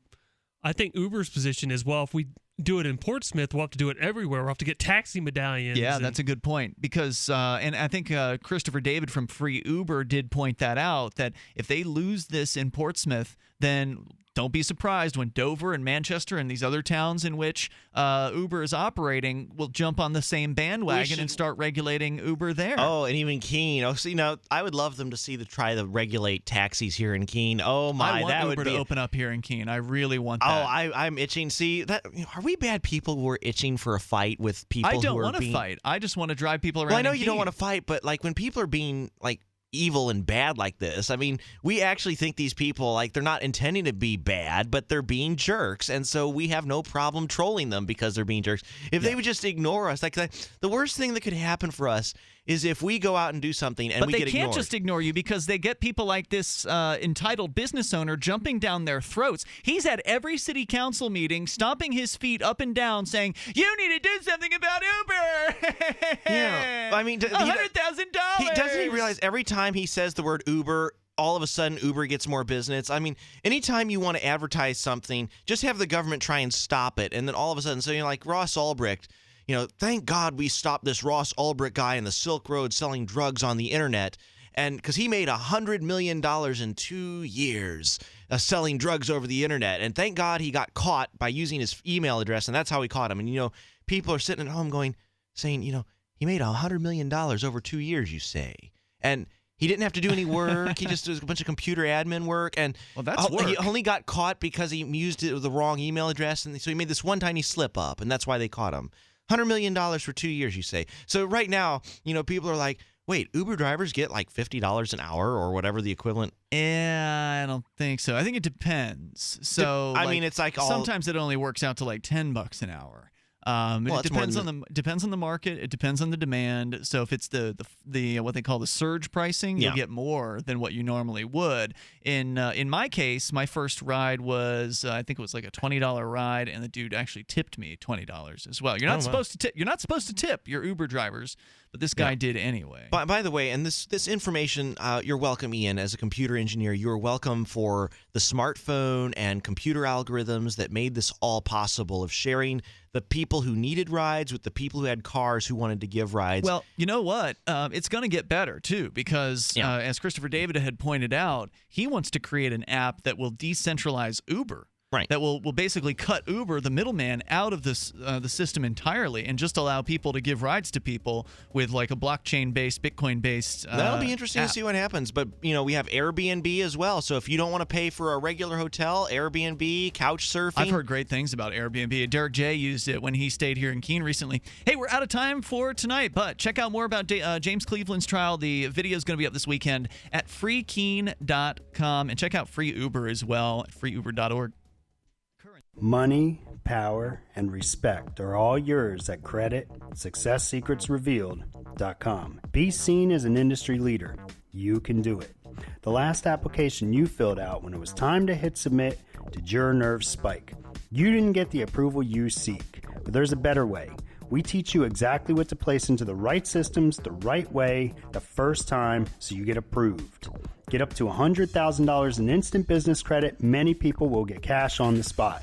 Use those two tools in your new corporate credit engine so you can walk into the bank and get your project funded today. It's all about today at CreditSuccessSecretsRevealed.com. Credit Success Secrets Revealed is explosive and ignites instant results. Dial 1-800-707-8719. That's 1-800-707-8719. 1-800-707-8719. Or just go to CreditSuccessSecretsRevealed.com. You can control your health care with Liberty Health Share. Liberty Health Share is like-minded people coming together to share medical costs, which saves money. You don't even have to pay for procedures that violate your conscience. Because we all share the same values. Join the movement of people who share in medical costs and change the way you pay for your health care forever. Go to libertyhealthshare.org to find out more. Liberty Health Share. Together, we're changing healthcare for good. libertyhealthshare.org. LRN.FM is proud to announce our official listening apps for Android and iOS devices. Now you can easily tune into our streams anywhere, anytime on your smartphone or tablet. Just visit apps.lrn.fm or search for LRN.FM in the Android or Apple app stores. Please download, rate it 5 stars, then share the link on social media, and let your friends and family know how you're listening to LRN.FM. Download it now, free at apps.lrn.fm. That's apps.lrn.fm. Anarchix is coming up next, live after the news on the Liberty Radio Network at LRN.FM. From Keene in the Shire, the Liberty Media capital of the world, this is Daryl W. Perry, host of FPP Radio News for Friday, December 18th, 2015. Silver is trading at $13.85 per ounce. Gold is valued at $1,058 per ounce. And according to BitcoinAverage.com, the average price of Bitcoin is $463.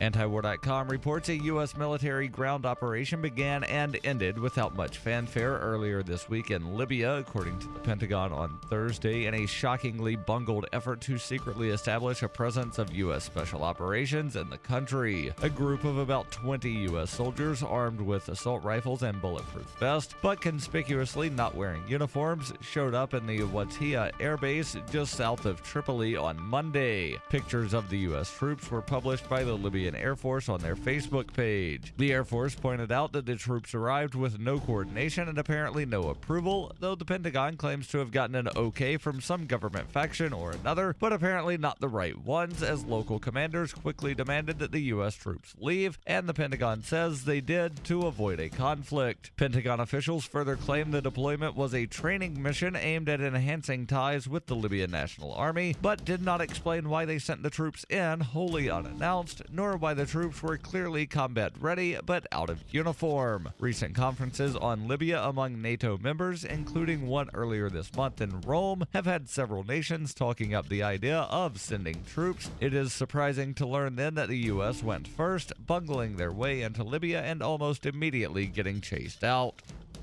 Bitcoin Not Bombs is a launching pad for nonprofits and social entrepreneurs into the financial freedom of the Bitcoin economy. Bitcoin Not Bombs offers premium publicity campaigns designed to facilitate an organization's adoption of Bitcoin as a payment system. Bitcoin Not Bombs is fully committed to being the hub of the nonprofit sector of the Bitcoin economy, maximizing the potential cross-promotion of all our clients and commercial partners. To learn more, visit bitcoinnotbombs.com. UPI reports federal student loan servicers will face performance-based scrutiny to provide borrowers with a higher quality of service under the omnibus spending bill, a move that could be a big win for nonprofit companies that manage education debt payments for the government. Lawmakers are requiring the Department of Education to dump the formula that gives preference to four major servicers, Navient, Nelnet, Great Lakes, and American Education Services, and instead to divvy up accounts on the basis of their performance compared to all loan servicers utilizing established common metrics and on the basis of the capacity of each servicer to process new and existing accounts. Currently, the four companies manage nearly 70% of the $1.2 trillion in outstanding federal student loans, even though there are 10 servicers contracted to manage the loans. The loans are divvied up based on how they score on 2 customer satisfaction surveys and 3 default prevention metrics. For nearly 40 years, Roberts & Roberts Brokerage has been a trusted source for buying and selling precious metals like gold and silver. They also take Bitcoin for precious metal purchases and have permanently removed the minimum purchase amount for all orders paid in the digital currency. Call Roberts & Roberts today for knowledgeable advice on buying and selling precious metals and a forward-thinking approach to new technologies. 800-874-9760 or visit online at rrbi.co. Reuters reports a rash of email and phone threats of violence hit schools on Thursday from New Jersey to Washington, D.C., and from Florida to California, but most were deemed to be hoaxes and schools were opened. However, 3 suburban Indianapolis school districts reported potentially serious threats, with 2 districts shutting down on Thursday and another canceling classes for Friday. Overnight, 2 students from Danville High School west of Indianapolis were arrested, accused of separate sets of threats made on Wednesday before the social media threats that prompted the closures. Officials were on heightened alerts after the deadly attacks in San Bernardino, California on December 2nd. On Tuesday, Los Angeles shut down schools over emailed threats that later were deemed a hoax. School districts in Houston, Texas, Dallas, Texas, Orlando, Florida, Fort Lauderdale, Florida, Miami, Florida, and San Francisco, California all decided on Thursday that emailed threats were not credible and were similar to the ones sent to schools in New York City and Los Angeles earlier in the week. An all clear was given after bomb threats on Thursday at East Orange Campus High School in New Jersey and Anacostia and Frank W. Ballou Senior High Schools in Washington, D.C. This has been FPP Radio News, online at fppradio.com.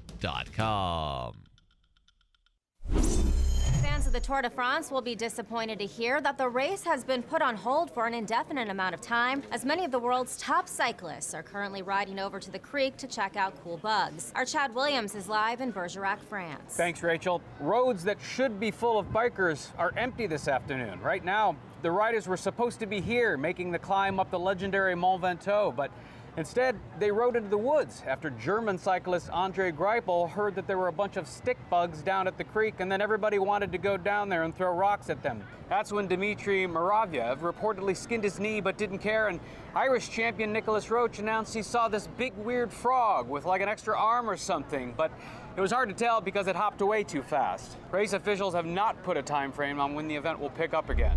People keep saying that this is going to delay the race, but if I know these boys like I think I do, they're going to find some awesome shortcut through someone's backyard. This is the Onion News Network. Yup.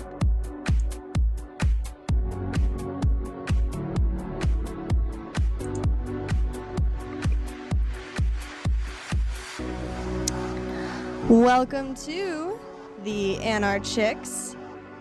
That's right, we're all females here. Yeah, so that's not the case. What the fuck's good, Cody O'Connor? You Dude, fucking not too dickhead. much. Not too much. We were just discussing how I probably have a drug problem. Just a little bit. No big. Yeah, just a little It's bit. cool. Yeah, just every single weekend there needs to be at least 60 milligrams of Adderall in my life. Yes. Not a big deal. Oh, LRN. What do we got? LRN chat. Already making fun of you. Packet Sniffer Why? is now known as Cody Muffin. Yes. Oh, dude, I love this guy. I know. Yeah. We're friends. I'm always happy to see him in the chat room. I know. I love it. Where's 66? Yo, Packet Sniffer. Go find 66. He's funny as fuck, too. Anyways, yeah, so, usually, for those of you who don't know, Ellen is out of town. She went to a concert. Whee! So I decided that I'm going to make a train wreck of a show this week. So if you're wanting to listen to intellectual stuff and Ellen using big words, then this probably ain't the show for you tonight. See you next week. However, those of you who don't give a fuck and are just going to get drunk and high with us, then... You're really setting this up for being a really terrible night. No, but You are, this is though. our kind of good. It's everybody good, else but is terrible. You're basically telling everybody this is going to be so dumb. If you expected anything quality, go somewhere else. anything You're setting not on our level You're setting right us now. up for disaster. That's what I'm saying. This will be I don't You're care being if it an- is a disaster. We got to be more positive about the direction of the show if it's going to be a good show. This ain't... We've had this conversation. Positive mental attitude. I don't You- have you're- that, and neither do you. Stop pretending you do, you fucking asshole. I know, but guess what? I'm on enough drugs where I can give you that pep talk. You're slightly overmodulated. I know. It's not your studio.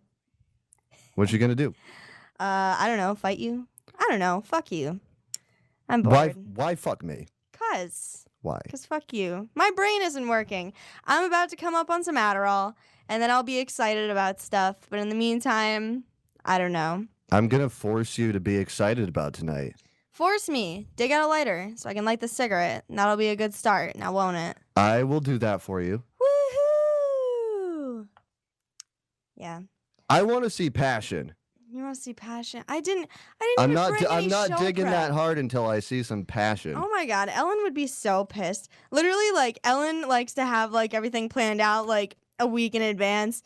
And the thing is, Cody and I can just show up and be like, "Did you do any show prep?" Nope, neither did I. All right, guess we'll just fucking blab on a mic for 2 hours. And sometimes it's so good it turns into 6 hours, especially when we do lots of That's Adderall. true. So That was a good night. yeah, so I'm not too concerned. That was some fantastic radio. I posted that It was whole epic. entire thing too. It was epic.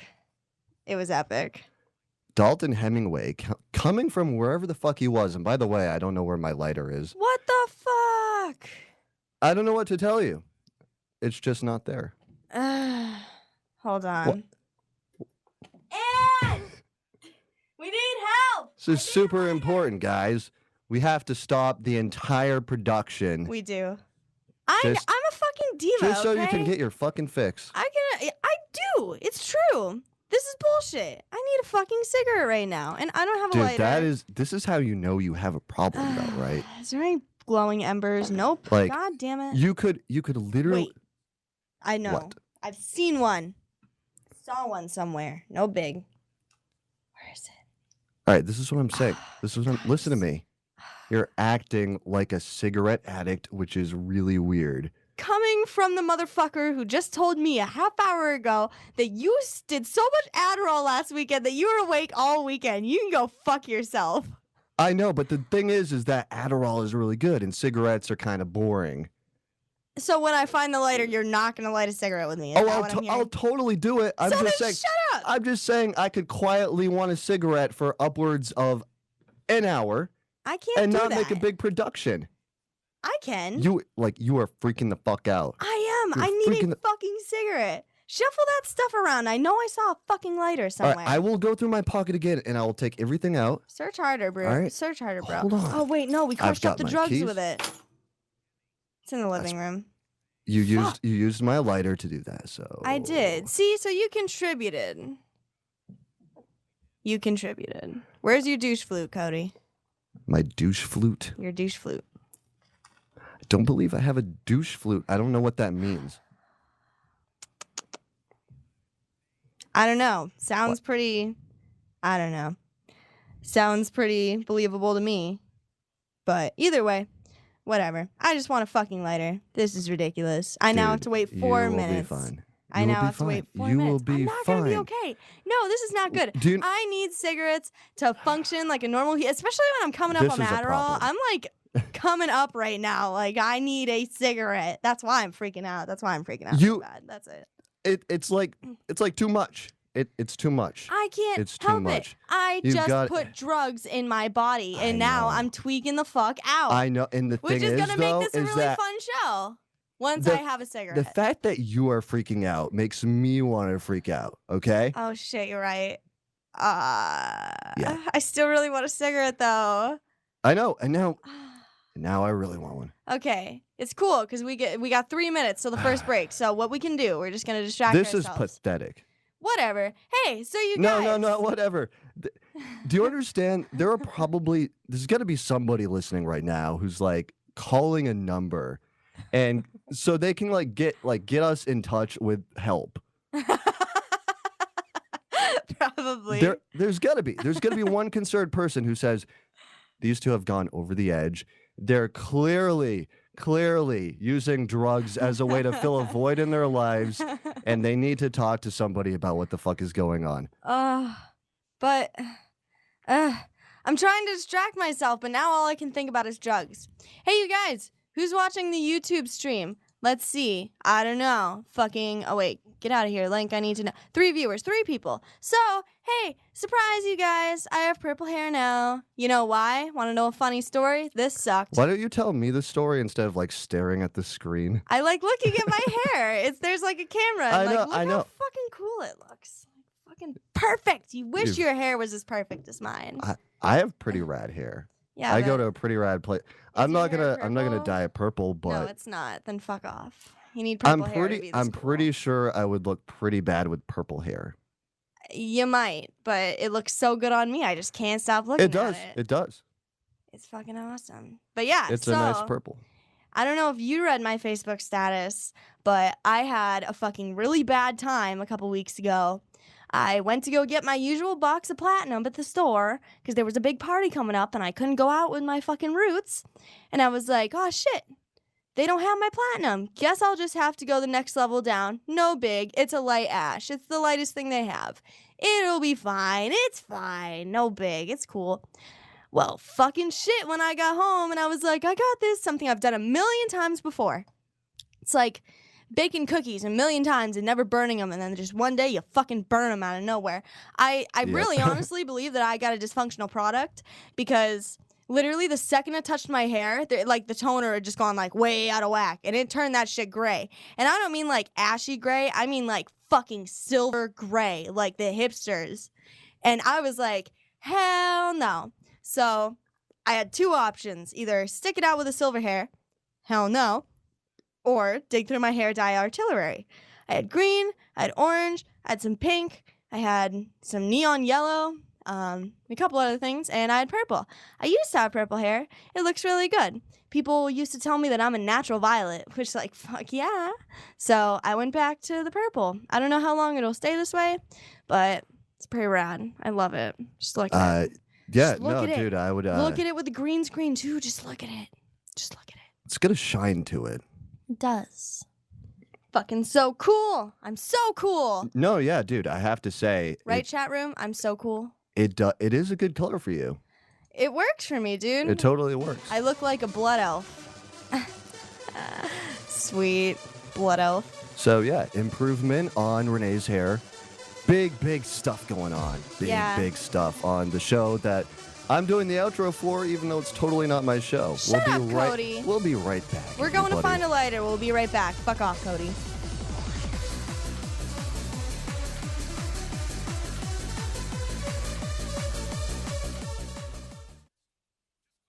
So you've signed the Shire Society Declaration and are planning your move to New Hampshire to be around more liberty-oriented people. Next, sign up for the Shire Society Forum at forum.shiresociety.com. There are a bunch of people there who are already in the Shire, and they want to meet you. If you're already in the Shire physically, you should also come by the forums. Remember, not everyone uses Facebook. New people are signing up for the Shire Society Forum every month, so drop in and say hello at forum.shiresociety.com. Free Press Publications is an independent, alternative media and publishing company founded in June 2009 with the mission of ensuring a free press for the freedom movement and is committed to spreading the message of peace, freedom, love, and liberty. FPP also gives new authors an avenue for publishing freedom-oriented material. FPP brings you daily news and commentary on the website fpp.cc, as well as a